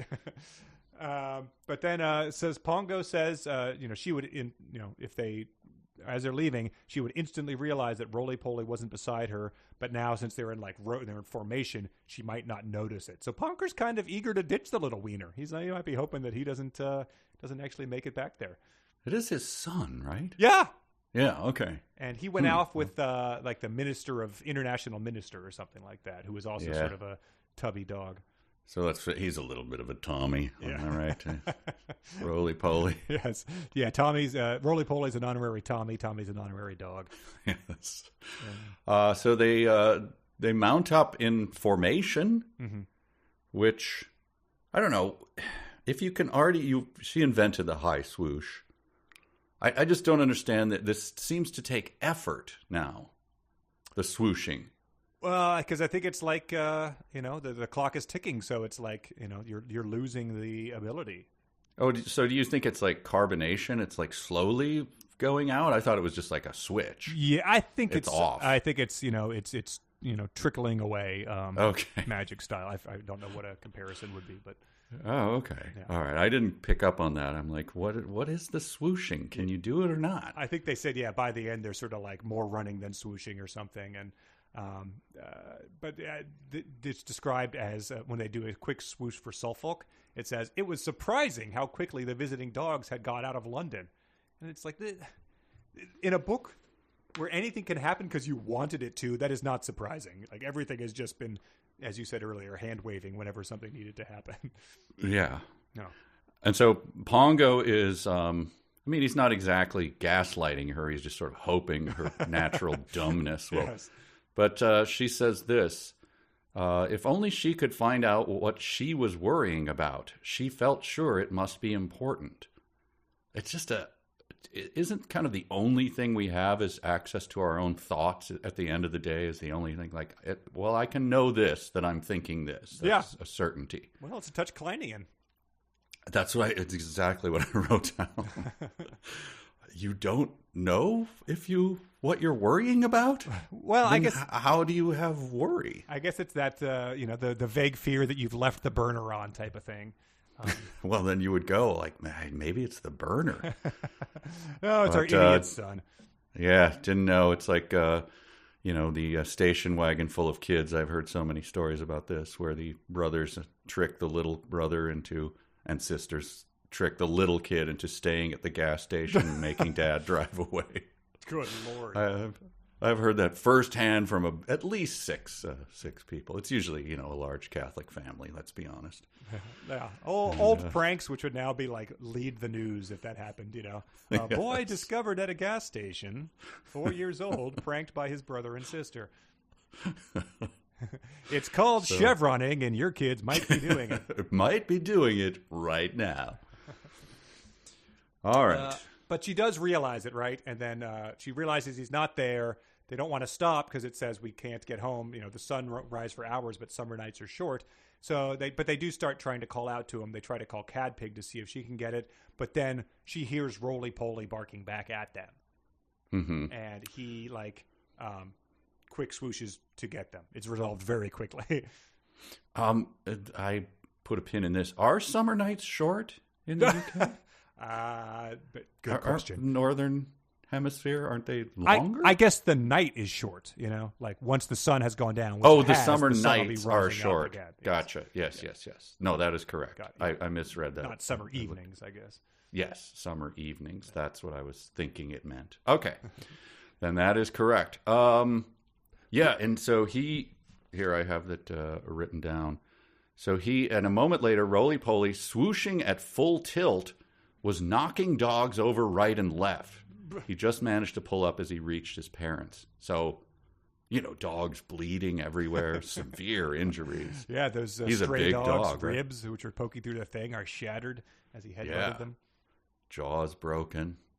Like, in a couple hours I have to eat, and now I can't even eat. What have you done, Roly Poly? That's a good question, because he says, "Are you tired, Roly? Are we swooshing too fast?" And he whispers back, "Oh, this is nothing after what I've done today." Like, oh my God, if he had gone and burnt down the Library of Congress or something, or just started a wildfire in Yosemite or something, just gotten up to some real nasty stuff. Yeah, one of those, what's the movie where we have to talk about Tim or whatever the hell, where their kid is like, "Why do you ask, Mother?" You don't want to know what I've been up to. Oh, Roly Poly. You must never ask me. Promise me. Promise me, Mother. So they go back to swooshing, and, Pongo doesn't see. Pongo's like, "All right, okay, get in here, Roly Poly, my son." Mm-hmm. And then says, "No whispering," said Pongo sternly. "Save all your breath for swooshing." He was thankful that swooshing needed so little breath, but wanted to be on the safe side in case extra speed was needed. So swooshing, as you said, I guess it's getting much more physical. More labored to swoosh, I guess. Yeah, marathon. Like, hey, no. Leave some in the tank. Yeah, your tank only has so much. But Sirius, Lord of the Dogstar, said everyone would get home. So I just, look, don't worry about it. We got plenty. But they seem to be like, oh my God, we're all going to be dead unless we get home. Well, maybe they've intuited that he is not to be trusted based on his I guess that's probably it. I wouldn't, yeah. They do make it back, and they have to leave the tractor in the road. It said Tommy's father could never understand that it got there. And so that's where it occurred to me. I was like, are the humans ever going to realize that, it's one day later than they know it is? You know what I mean? Mm-hmm. Everyone's going to wake up, and Sirius has assured them that no one's going to understand anything. But are there going to be people who have this sort of innate feeling that something's off, and then there'll be schisms being like, "It's actually August 27th," and be like, "No, the calendar says 26th. Yes, but we missed a day somehow," and so a civil war happens there. For sure. Yeah. A Mandela effect. Yeah, exactly. Multiverse. It'll open up the gates. Because my calendar, every single day I put a sticker on my calendar. I woke up today and it's so what day is it? But an astronomer or something could be like, wait, this wasn't supposed to happen until this day, and now this the moon's just slightly less full than it should be. I think something happened. And there's a thing that I'm sure we've discussed before. There's a weird, it's a conspiracy theory that's somehow totally insane, but also relatively inconsequential. The phantom time conspiracy theory. Oh, yes. Which is that back in, at some point in time, whoever was in charge took 300 years off of the calendar. Yes. So that there was no years between 700 and 1,000 because he wanted it to be 1,000 because the millennium had some power over the peasants or whatever. So it's actually 1723. Yes. Which doesn't really matter, but it would be pretty it'd be a pretty big deal if that turned out to be true. So the dogs are watching as the humans grow more and more distrustful of each other, and the blood starts flowing in the streets, and they're like, "Hey, Sirius, did you have any plan for this? Hey, on your own. Yeah, I gave you one chance. That was it. You're on your own, man. You want to be down there as they tear each other limb from limb? That's not happening up here. Just bathing in bliss, watching the game up at the Dogstar. So they're poisoning each other's wells. Not my problem." Yeah. So I think that's a very logical outcome for what probably is going to happen at the end of this book. Okay. It better happen fast. Yeah. This is the final chapter. Yeah. So now it says as they've arrived back at Hell Hall. It says Pongo noticed they ran now. They didn't swoosh. The magic was fading. So I think that's. Oh, yeah. Okay. Yeah. The magic was fading. Okay. Yeah. And that is when we get the reveal from Roly Poly, who didn't. I couldn't tell him as they were swooshing because he needed to conserve breath. And his reveal for what he's done, the big drama of the whole book. Yes. Oh, I just went to Paris, he said, trying to sound casual. And they're sort of shocked by this. And he says that Sirius had granted them, quote, a little extra swooshing power so that they could get across the channel. And then we had lots of fun. We were told to look at the sky at midnight, and we saw Sirius on top of the Eiffel Tower, and he noticed us and knew we were English dogs. Oh, I guess they swam. But then he granted them a little extra swooshing power to get home in time. Yes. So Roly Poly's like, I went to Paris. Yes, it burns when I pee. I'm sorry. Yeah, exactly. He says, you should have seen George with the French lady dogs. Ooh la la. Yes. In Paris, they called it lay humping. So, yeah, it's just they did their own little Sex in the City montage of a trip to Paris, walking down the streets, baguettes, arm in arm, dining at a cafe, having coffee. Yeah, him didn't Snoopy's plane got shot down, right? And he was behind the lines. And yeah, he would go to a lady dog helps him out. And yeah, stuff he'd cry into his root beer and sing "It's a Long Way to Tipperary." Oh, how old is Roly Poly? Old enough. I guess. I was thinking this is their puppies, young child. Yeah. No, I think the dogs seem like they're getting married pretty quickly. So I'm not sure. Okay. But I don't see Roly Poly getting married now. Once you've been to Paris, right? How are you going to keep him down on the farm? Exactly. I mean, he's probably seen the place in France where the naked ladies dance. So. Yeah. And the men don't care because they like to see them bare. Oh, I always thought it was because they had lost their underwear. Yeah, well, local variations. So the hole in the wall there, is that just poor business planning on the part of the place in France, or have the men constructed that to get around I think cover charge? Yes, exactly. The business model it just seems like you might rethink it. Right. All right. So, yeah, they go on to say, won't they be surprised when they wake up and find they missed a whole day? And Pongo says, I don't think they will find out. I don't think they or any humans will ever know about this day we've lived through. Questionable. We'll see. I honestly, I was not thinking about the timeline. I spit take on that was just a day. It's a lot of cabinet meetings, and I just assumed it was I don't know. I thought it was like a week. I put a thing in chapter 10 because there was something where she said, "Oh, the Dearleys, I'd missed them. I saw them this morning, but I still miss them." And I was like, "Oh, right, it's only been a day. This is nuts." Yeah. Okay. I missed that timeline, so it surprised me. This is one of Mrs.'s punchlines at the end of the book. It says, like, how is he able to talk to all of the dogs in the world in so many different places all at the same time? And Mrs. says, oh, I know. In space, there probably aren't any clocks. And where there are no clocks, there's no such thing as time. But it's simpler to believe it was all done by magic. Magic's so easy to believe in. So we get a wizard did it at the end of the book. Yes. You all right there? Yeah, it just knocked my water over. It's fine. It didn't spill. Is it on your keyboard or anything? A wizard knocked it over. Nope. It was okay. But so I'm looking at my book, like where it ends and everything, and going, okay, so I mean, obviously there's going to be the Dearleys reuniting with their beloved pets, and a paragraph of all over England and the world, in fact, dogs enjoyed the company. Like, nope. We leave this book. There is no word that the humans ever wake up. Yeah, he's concerned, right? He's very frightened. They were heavily asleep. So the birds start tweeting and everything. And he says, well, if the birds had woken up, then so would the Dearleys. But they haven't. Yeah. I'm just pointing out they haven't. That is bizarre. They do not by the end of the book. The lady or the tiger, did they wake up? But it does say that, so that's left unresolved.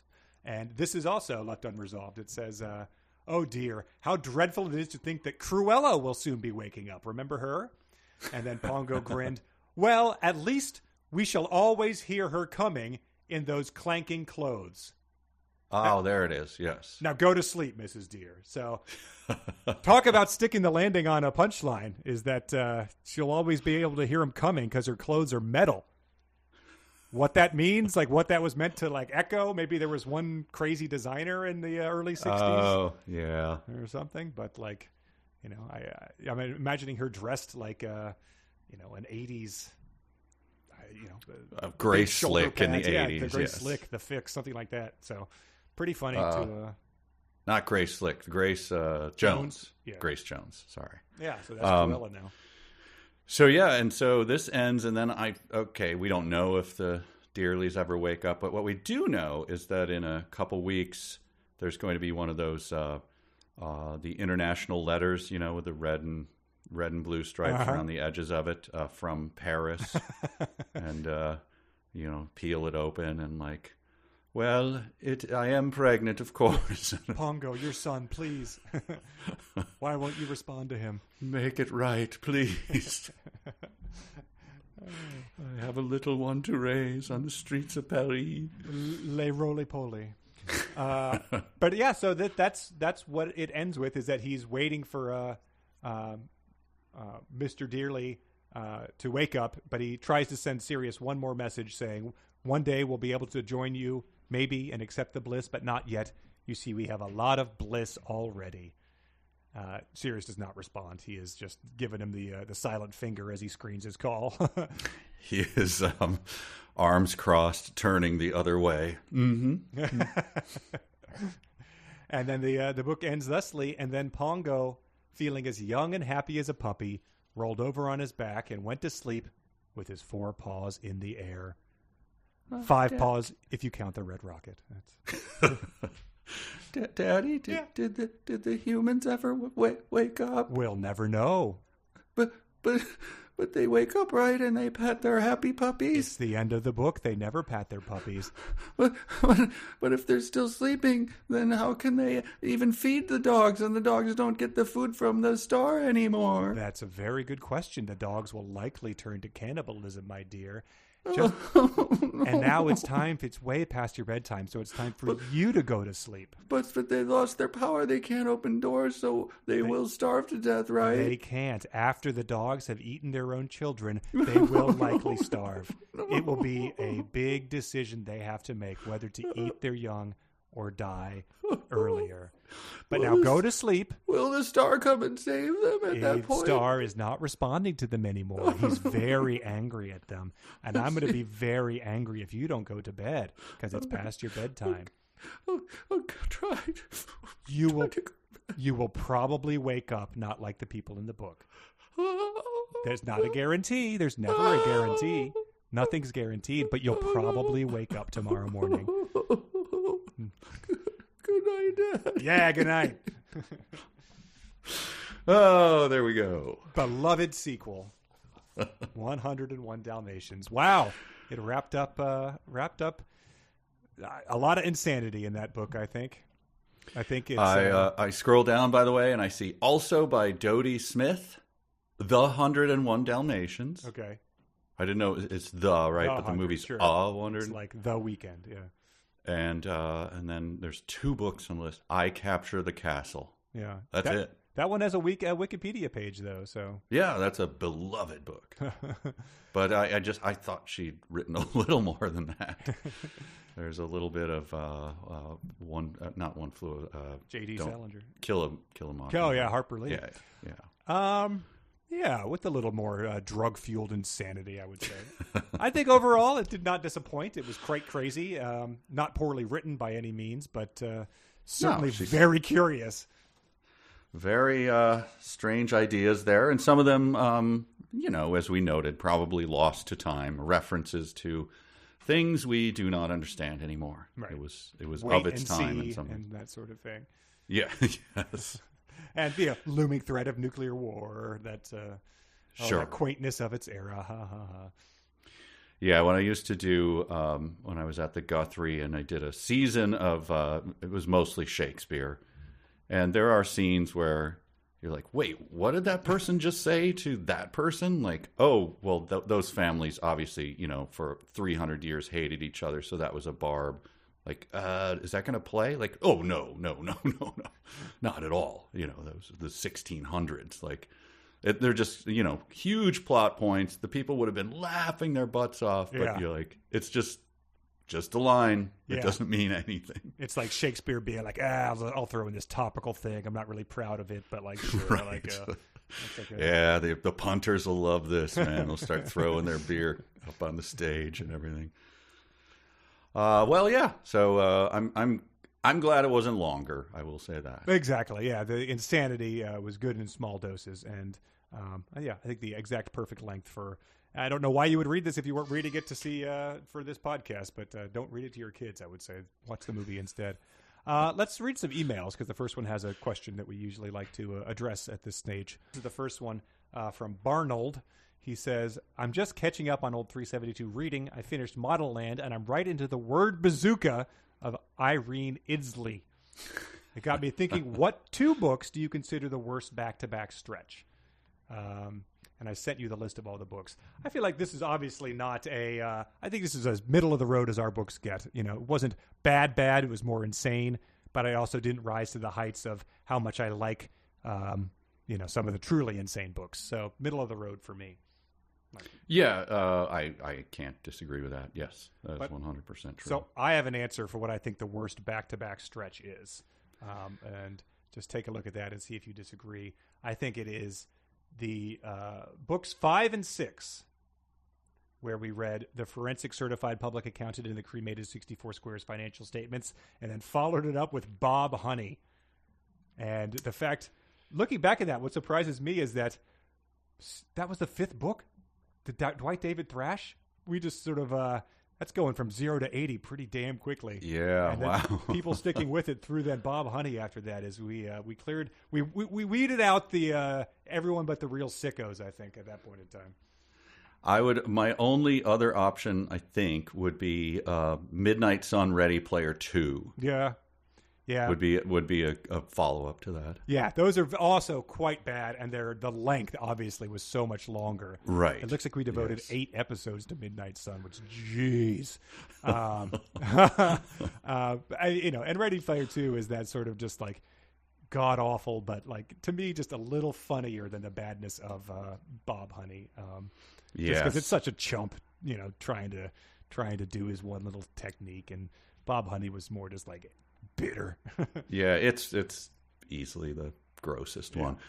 But if you did say, like, I wouldn't fault you if you said Gump and Co. and Super Constitution. I was looking at Super Constitution in that stretch too. But I was like, Just in terms of, wow, yeah. But they had some insanity that sort of leavened, I thought. So yeah, and Gump and Co. I think was closer enough to this book too. Just Yeah. Not terrible, but, but just so weird and inconsequential. But that brings us into this email from Don. He said, if roly-poly taking off to go sightseeing in Paris while a worldwide crisis is occurring isn't assing around, I don't know what is.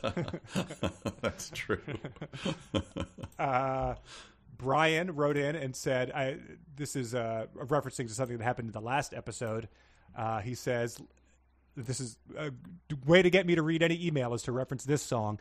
Like Taffy was a Welshman, there's nothing quite like documenting our racism and xenophobia in musical form, and he sent along a song from the 1930s called The Continong. So it's a joke song about, I guess, people from Europe that was a novelty hit in the 30s in England. Wow, okay. This one is from Brian. He says, a grammar podcast I listened to recently stated there has been an increase in the usage of the term acoustic bike to refer to a standal pedal-driven bike as opposed to e-bikes. I just wanted to ask Mike if this is a term he'd heard people use, and two, how much it makes him want to punch somebody. Well, it's funny you should bring that up. There was I think he's still touring, but it's probably from the 90s. There was an album by an Irish troubadour, and he called it The Acoustic Motorbike was the name of the album. And yes, he was talking about how much he loves to bike. That is bicycle. So, yes, I've heard the term. Yes, I want to punch anyone who uses it. Yeah, not a fan of it personally. Not a fan. Yeah. This one is from Kip. This is pretty incredible.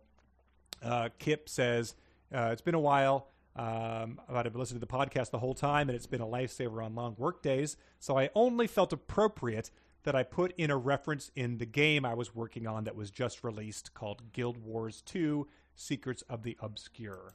He says, I figured I'd tell you about it since it might be a long time before any podcast listener discovers it.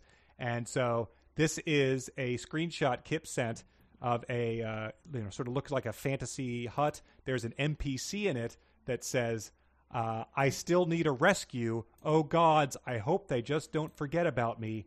The NPC's name is Bliriana. And then he had a screenshot of the dialogue tree, and you could say, we won't forget about you, don't worry. And he said, the character model is unfortunately male because of a miscommunication in the process, but I'm going to try to get one fixed. Any small rate, a small little reference to Bliriana, who we will always remember, even if E.L. James chooses to forget. So that's lovely. Incredible. And wow, as I was reviewing great. the emails, I wrote to Kip and said, that's incredible, thank you.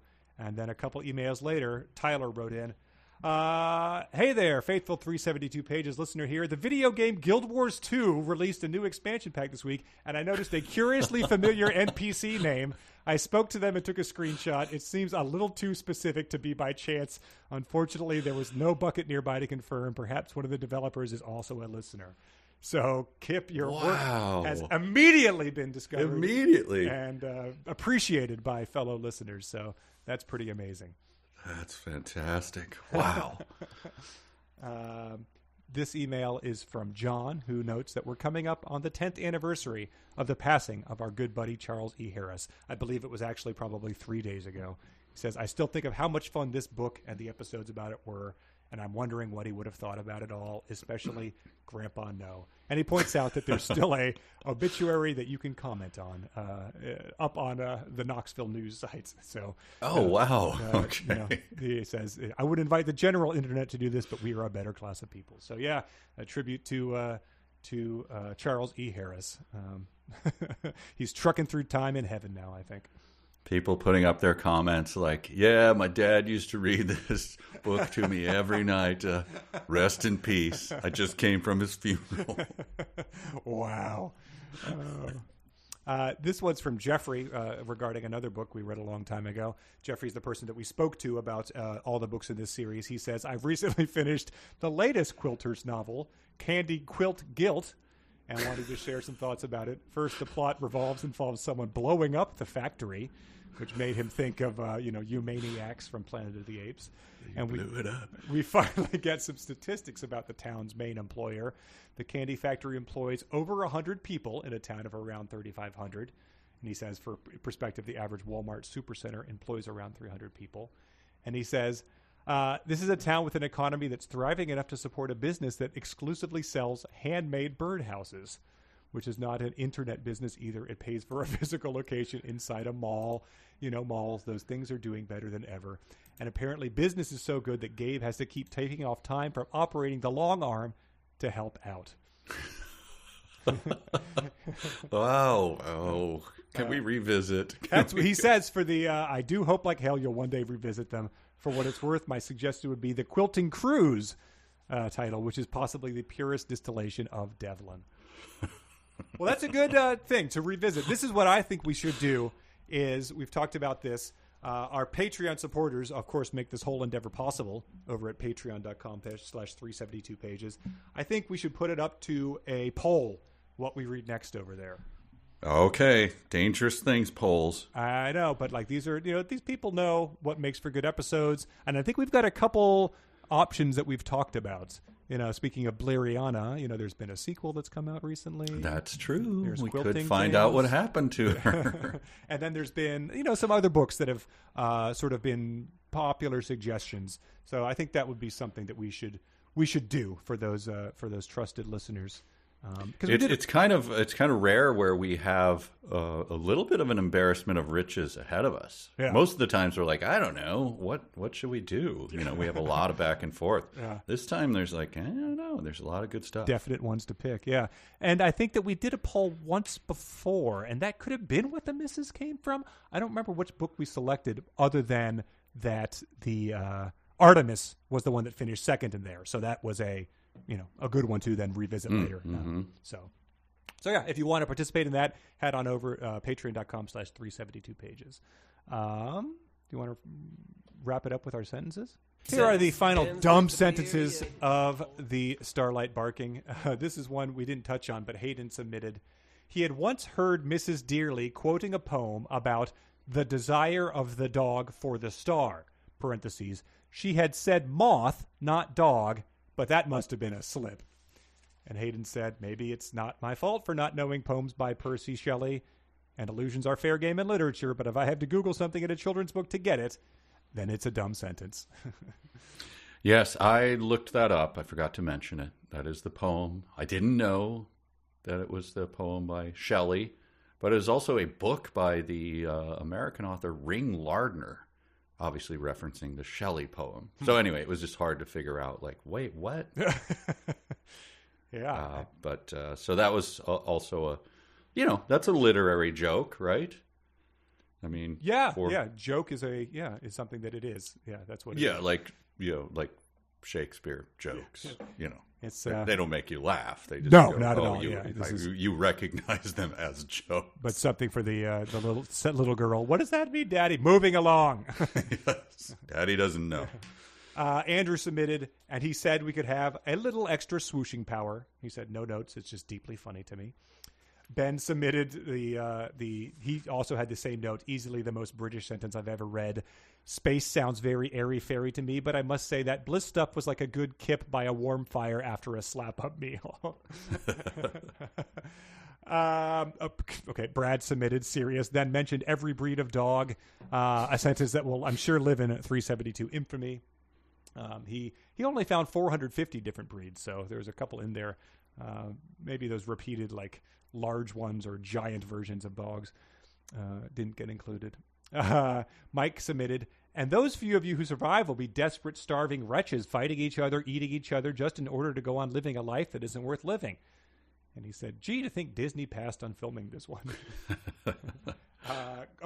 Claire also submitted Sirius, then mentioned every breed of dog. So yes, she says that the first readings of the book were weirdly authoritarian, and this section was very jellical, which is a lateral move at best. Yeah. It is, right? Wasn't there some sort of like ascension they did at the end of that movie too? Like, yes, indeed. I forget the term for it. Janelle submitted they rose in the air like a couple of helicopters, and also noted that in her mind's eye the ears were going around and around like helicopter blades. Andrew submitted, but will dogs know their way home in the dark? And he said that dogs should be able to find their way home by smell, which now that I think about it, it isn't really ever mentioned in this book at all. And Andrew also said that he enjoyed Riff Tracks Live Rad, and said that I like to imagine that swooshing is the dog equivalent of ass sliding. Wow. There's worlds colliding there. And then Harris submitted, and when I am back in space, in all my loneliness, I shall comfort myself by being every breed of dog there is. And so he just wondered if it was the same thing. Like, is it a single consciousness or an amalgamation of multiple consciousnesses, or 2001 style Star Puppy? We'll never know, because we don't even know if the humans woke up in this book. And, I also submitted, mine was they rose up in the air like a couple of helicopters. I'm going to find a picture of Snoopy doing that to post with the show. Yes. Mine was, the real truth is that I want you all so much. And it just reminded me, I forget how many years ago we did that. It was a Christmas show that we did, Rudolph. Santa comes to Rudolph's bedside. Rudolph is in a bed. And he says, I need you tonight, Santa says. Tonight, yes. Yes. And when we did it live, the place just went bananas. Yeah, it was like we had no idea how much people would understand it. Because he's got like one arm around his shoulders, and he's like comforting him from the front too. It's like, oh yeah. So yeah, the Dogstar wants all these dogs so bad. So bad. So that's it. Yeah. Well, thanks for joining us, everybody. This was a fun one, and I look forward to seeing what the Jackals are going to pick, those sickos, as their next book. Sickos and Jackals. Okay. All right. So long. We'll see you again. This is 372 pages. Michael J. Nelson. Connor Lasoka. Bye.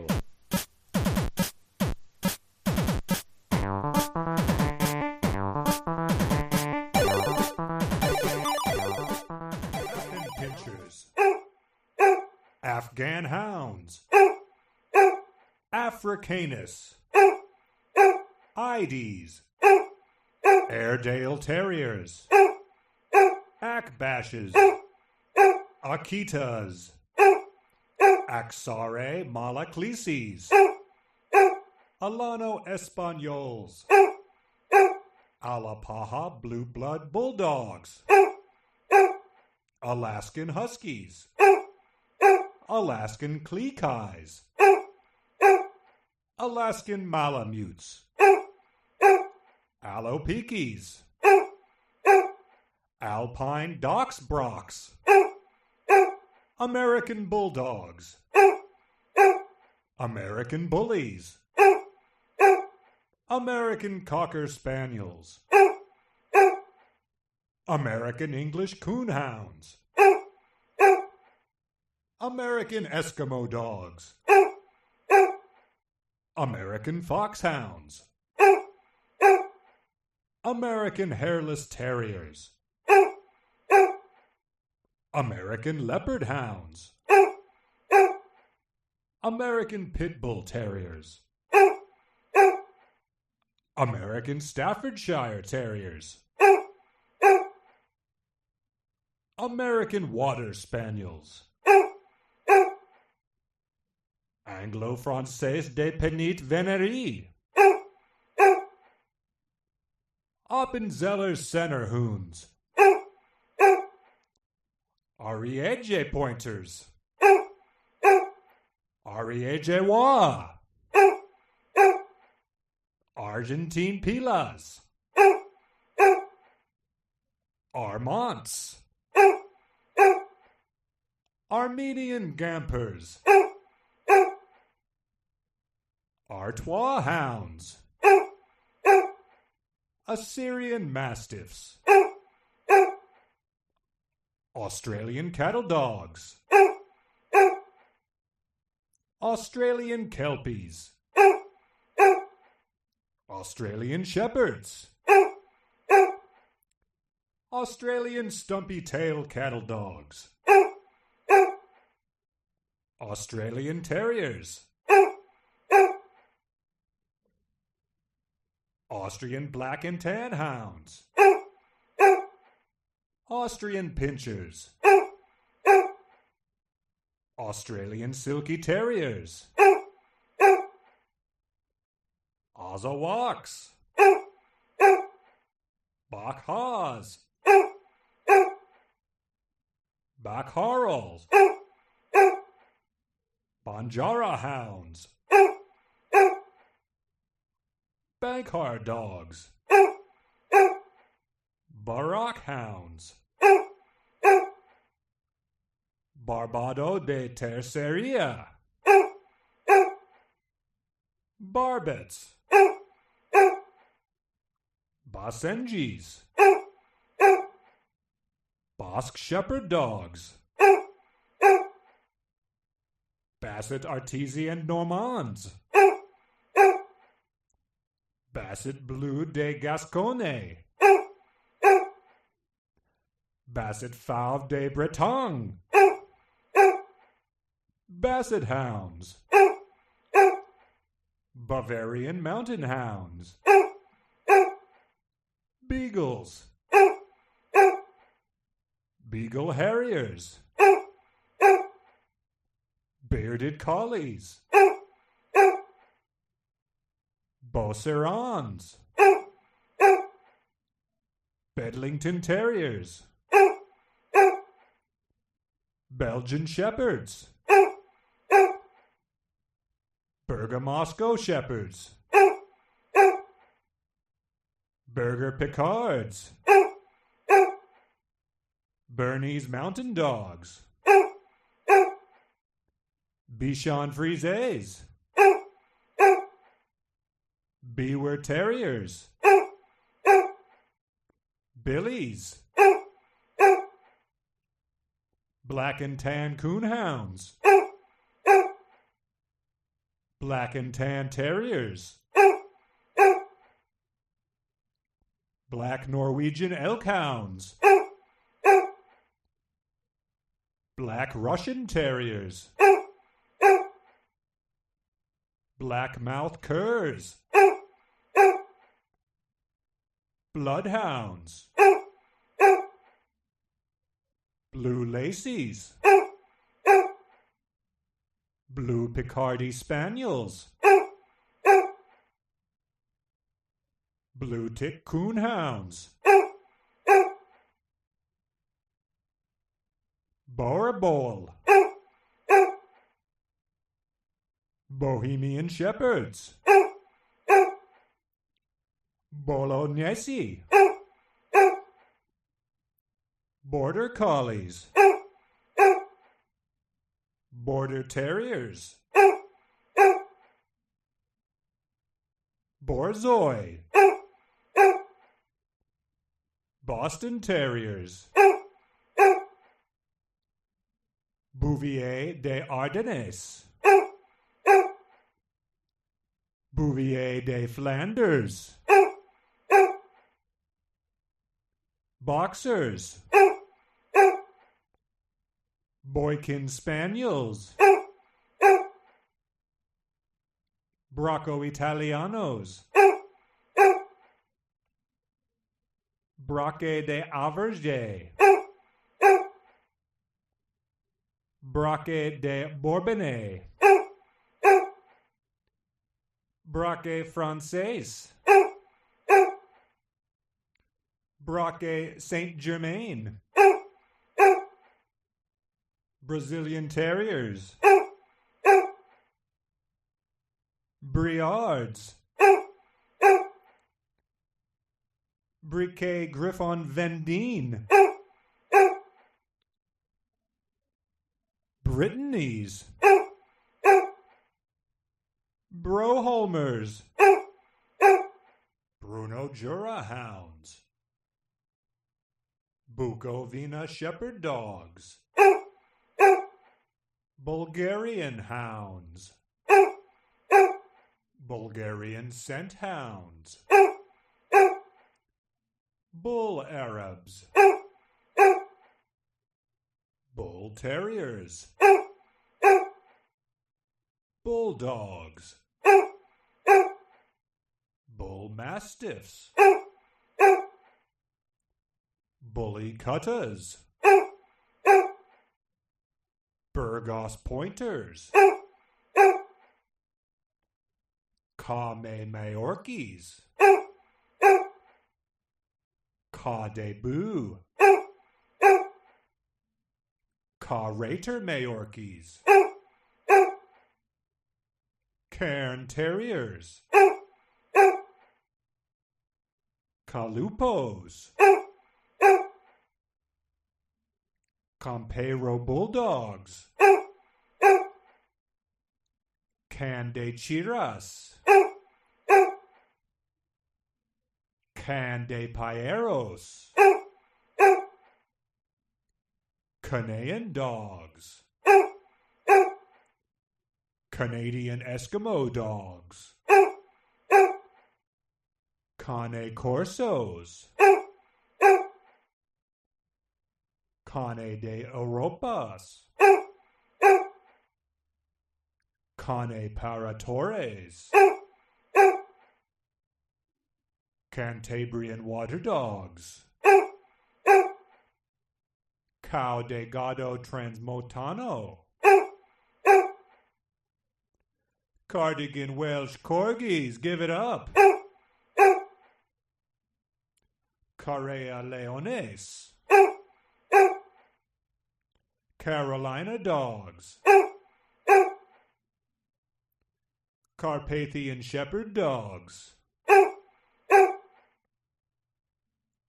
Castro Laborario Dogs, Catahoula Leopard Dogs, Catalan Sheepdogs, Caucasian Shepherd Dogs, Cavalier King Charles Spaniels, Central Asian Shepherd Dogs, Seski Fusex, Seski Stracate Pes, Seski Terriers, Chesapeake Bay Retrievers, Chien Francaise Blanc et Noir, Chien Francaise Blanc et Orange, Chien Francaise Tricolor, Chihuahua, Chilean Terriers, Chinese Crested Dogs, Chinooks, Chippy Par-Eyes, Chongqings, Chortais, Chow Chows, Chukotka Sled Dogs, Cimarron Uruguayos, Cerneco del Etna, Clumber Spaniels, Colombian Pheno Hounds, Continental Bulldogs, Corsican Dogs, Coton de Tuileries, Cretan Hounds, Croatian Sheepdogs, Curly-coated Retrievers, Czechoslovakian Wolf Dogs, Dachshunds, Dalmatians, Dandy Dinmont Terriers, Danish Spitzes, Danish-Swedish Farm Dogs,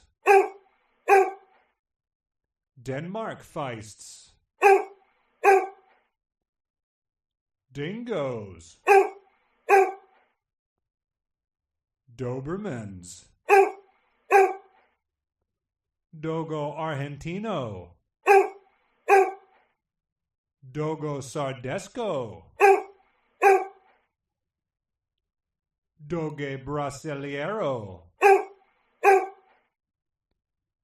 Doge de Bordeaux. Dong Yeongi. Drense Patrice Hans. Drevers. Dunkers. Dutch Shepherds. Dutch Smouse Hounds. East Siberian Lakas. East European Shepherds. Ecuadorian Hairless Dogs. English Cocker Spaniels. English Foxhounds. English Mastiffs. English Setters. English Shepherds. English Springer Spaniels. English Toy Terriers. Entelbucher Mountain Dogs. Irby Tixakers. Estonian Hounds.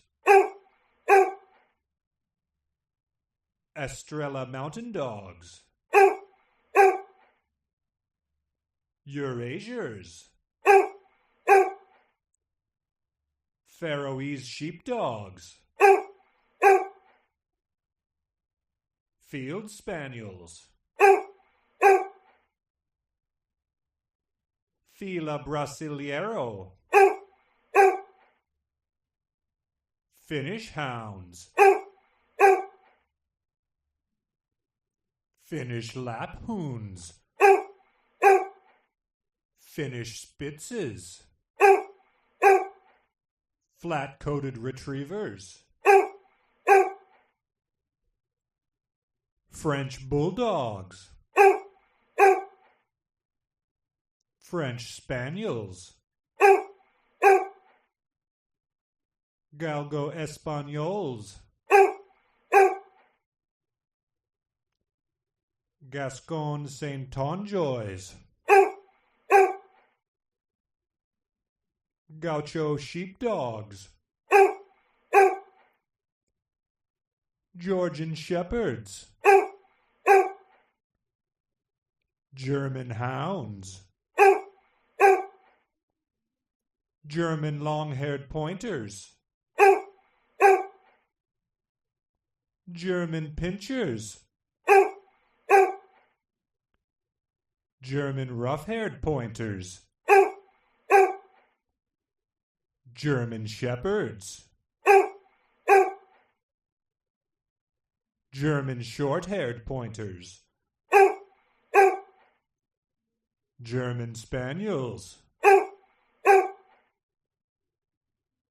German Spitzes. German Wire-Haired Pointers.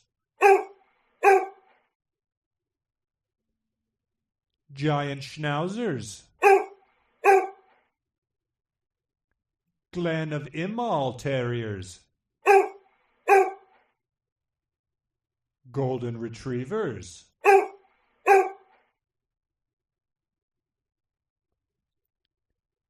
Gonksy Polskis.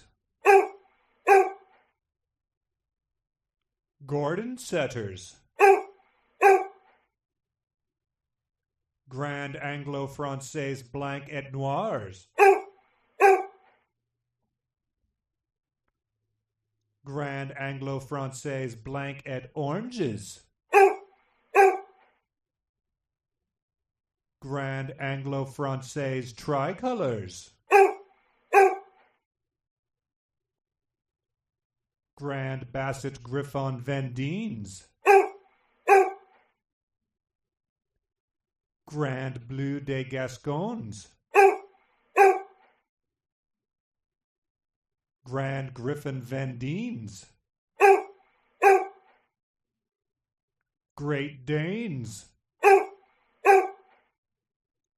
Greater Swiss Mountain Dogs,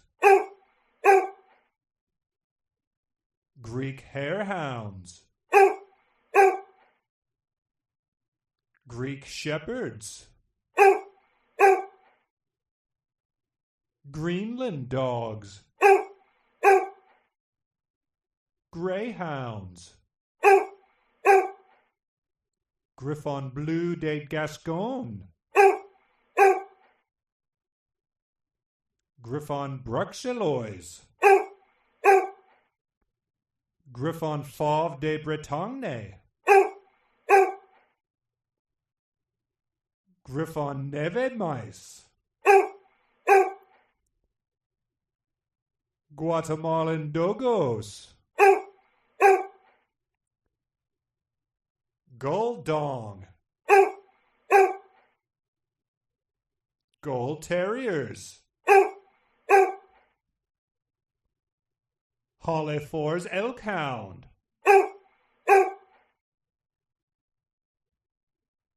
Halden Hound, Hamilton's Tovare, Hanover Hounds,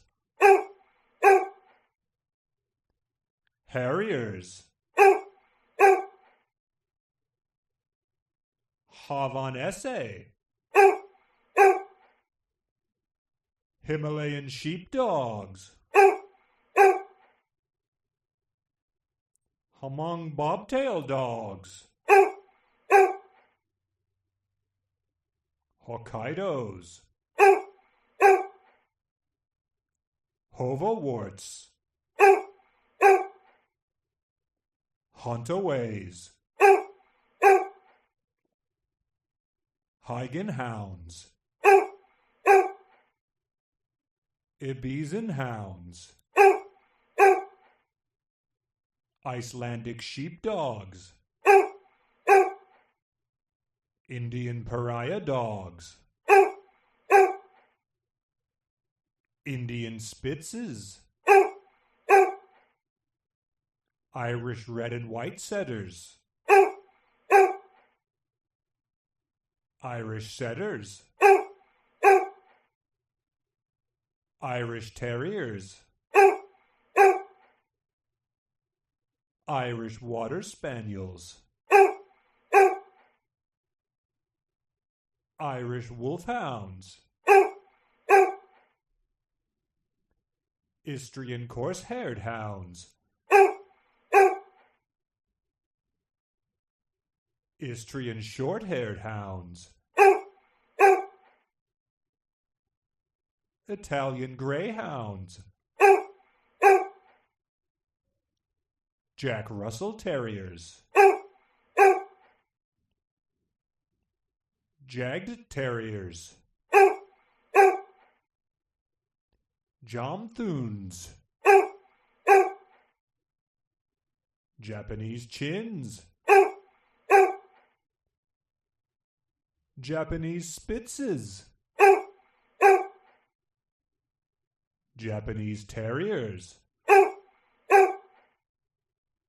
Jejus,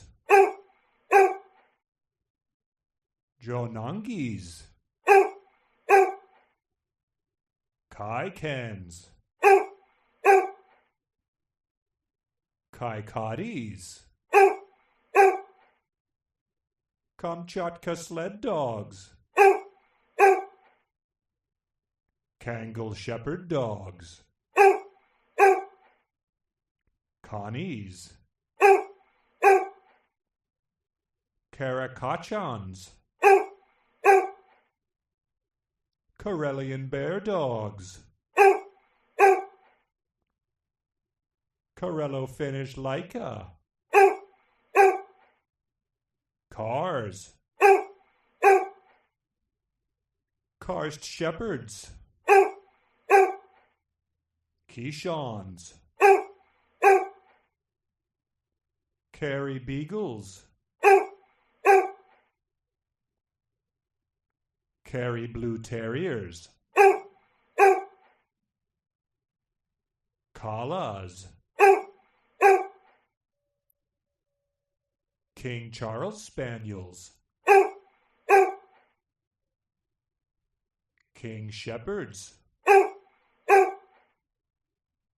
Kintamanis, Keyshoes, Kokonis, Combis, Commandors,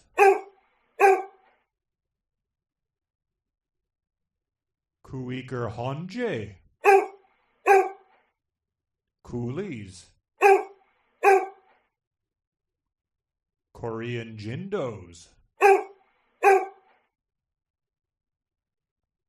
Kromforlanders, Coochies, Kunmings,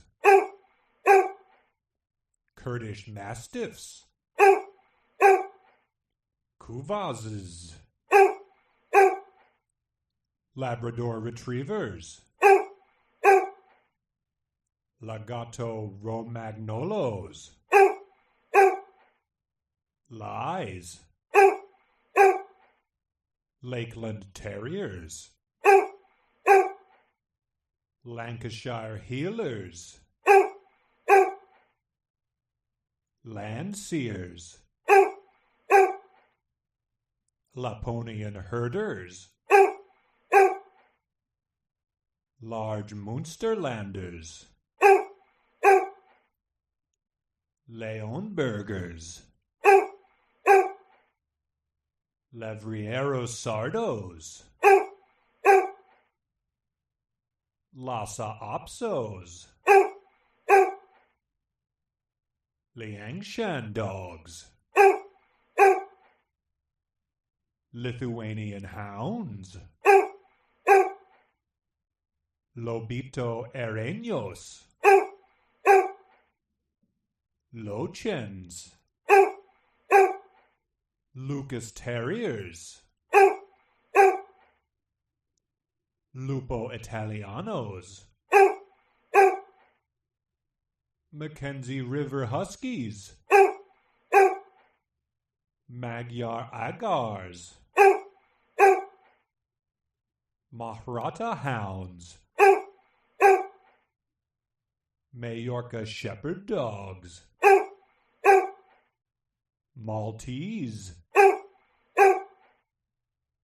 Manchester Terriers, Manitos, Marquis SGs, Marimano Abruzze Sheepdogs, McNabs, Miniature American Shepherds, Miniature Bull Terriers, Miniature Fox Terriers, Miniature Pinschers, Miniature Schnauzers, Molossus of Epirus, Mongrels, Montenegrin Mountain Hounds, Moscow Watchdogs, Mountain Curs, Mountain Feists, Mudhole Hounds, Moody's, Neapolitan Mastiffs, Nenets Herding Leica, New Guinea Singing Dogs, New Zealand Herding Dogs, Newfoundlands, Norfolk Terriers. Norbottens Pets. Northern Inuit Dog. Norwegian Boohound. Norwegian Elk Hound. Norwegian Lundehound. Norwich Terrier. Nova Scotia Duck-tolling Retriever. Old Danish Pointer. Old English Sheepdog. Old English Bulldoggy. Otterhound. Pachon Navarro. Pampas Deerhounds. Papillon. Parson Russell Terriers. Pastor Garaffiano. Pastore della Lesinia e del Lagorai. Patagonian Sheepdogs. Patterdale Terriers. Pekingese. Pembroke Welsh Corgis. Perdiguero Gallegos. Perro Majorero. Peruvian Hairless Dogs. Petite Basset Griffin Vendines. Petite Blue de Gasconde. Felines. Pharaoh Hounds. Fuquock Ridgebacks. Picardy Spaniels. Plummer Terriers. Plot Hounds. Podenco Andaluz. Podenco Canario. Podenco Valencianos. Pointers. Poitevin. Polish Greyhounds. Polish Hounds. Polish Lowland Sheepdogs. Pomeranians. Pont Audemer Spaniels. Poodles. Porcelains. Portuguese Podengos. Portuguese Pointers. Portuguese Sheepdogs. Portuguese Water Dogs. Posavac Hounds. Prosky Chrysorix. Presa Canarios. Poodle Pointers. Pugs. Poolies. Pumies. Pungsads. Pyrenean Mastiffs. Pyrenean Mountain Dogs.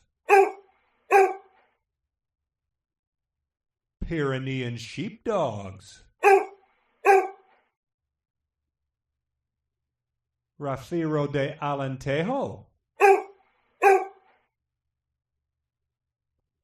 Rajapalayam. Rampurs Greyhounds. Rat Terriers. Ratonero Bodeguero Andaluz. Ratonero Murcianos. Red-bone coonhounds.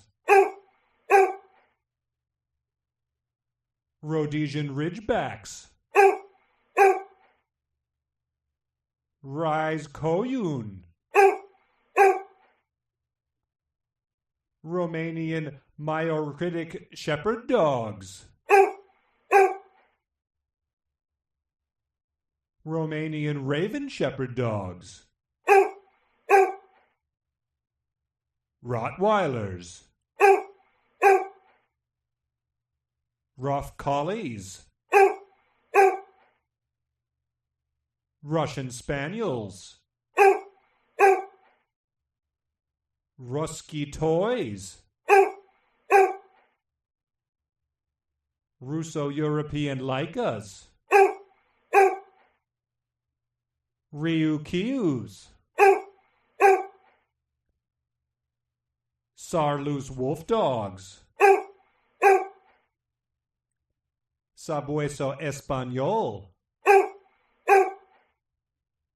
Saint Miguel cattle dogs. Saint Yusuge spaniels. Salukis. Samoyeds. Sopsalis.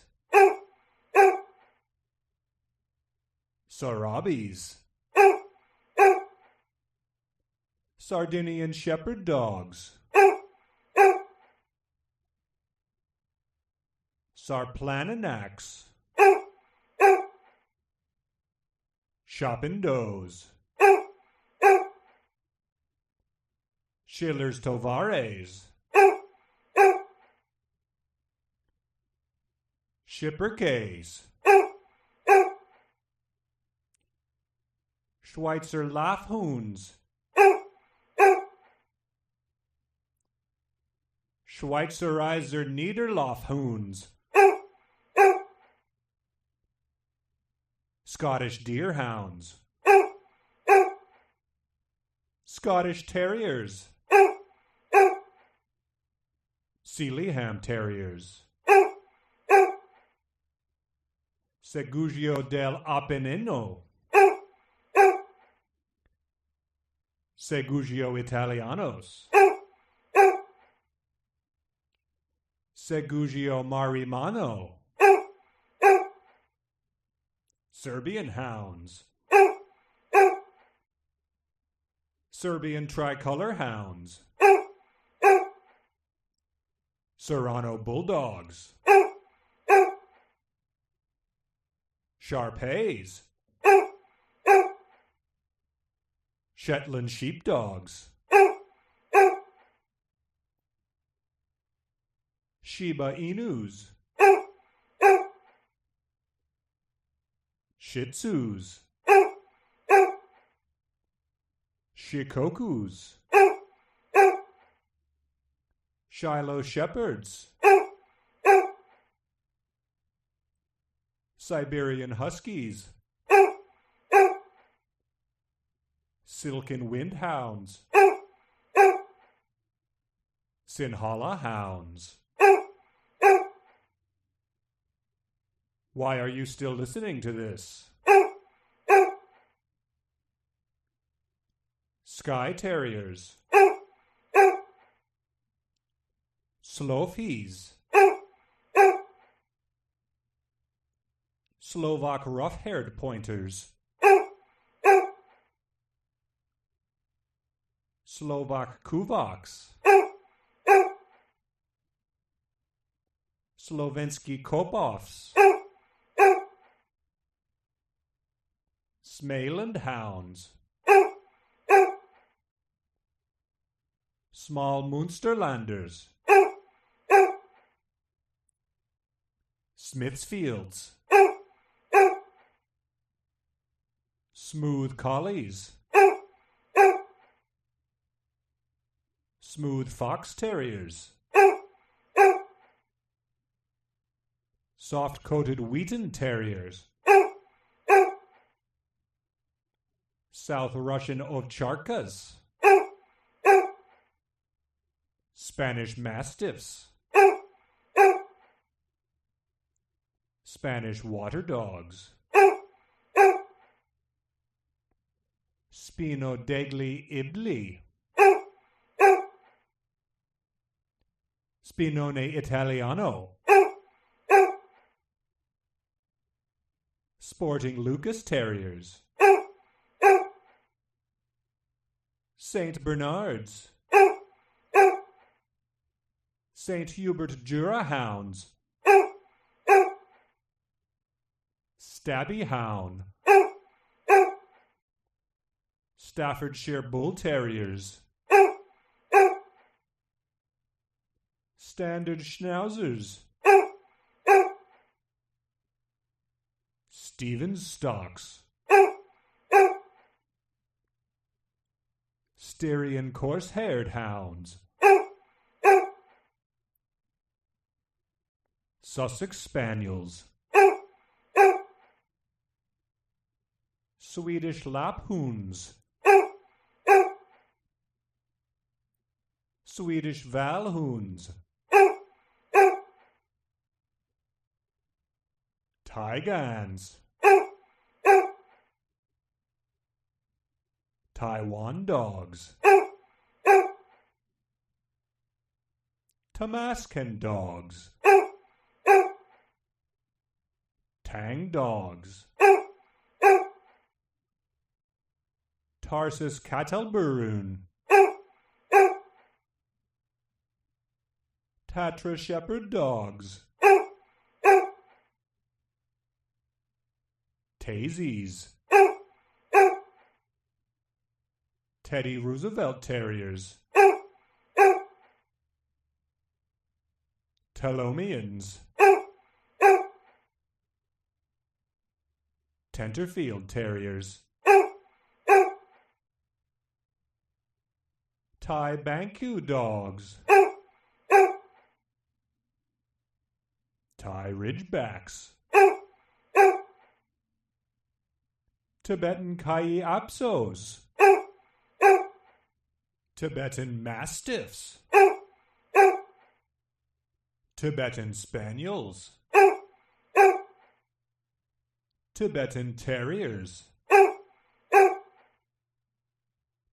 Tonya Finosus, Tornjacks, Tosas, Toy Fox Terriers, Toy Manchester Terriers, Transylvanian Hounds, Treeing Curs, Treeing Feists,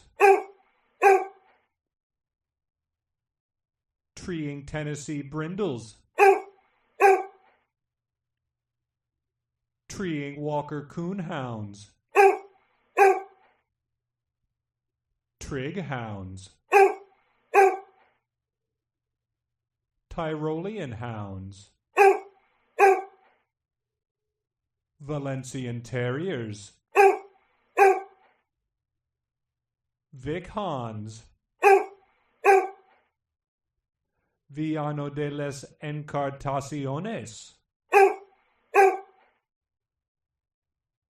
Villanuco de las Encartaciones, Vislas, Volcosobes, Volpino Italianos, Weimaraners, Welsh Hounds, Welsh Sheepdogs, Welsh Springer Spaniels, Welsh Terriers, West Country Harriers, West Highland White Terriers, West Siberian Lycas, Westphalian Dachsbrachs, Wetterhounds, Whippets, White Shepherds, White Swiss Shepherd Dogs, Wire Fox Terriers, Wire-haired Pointing Griffons, Wire-haired Wislas, Ziasi Dogs, Zoloitz Quintals, Yakushian Lycas, Yorkshire Terriers, and, of course, Zerdavas.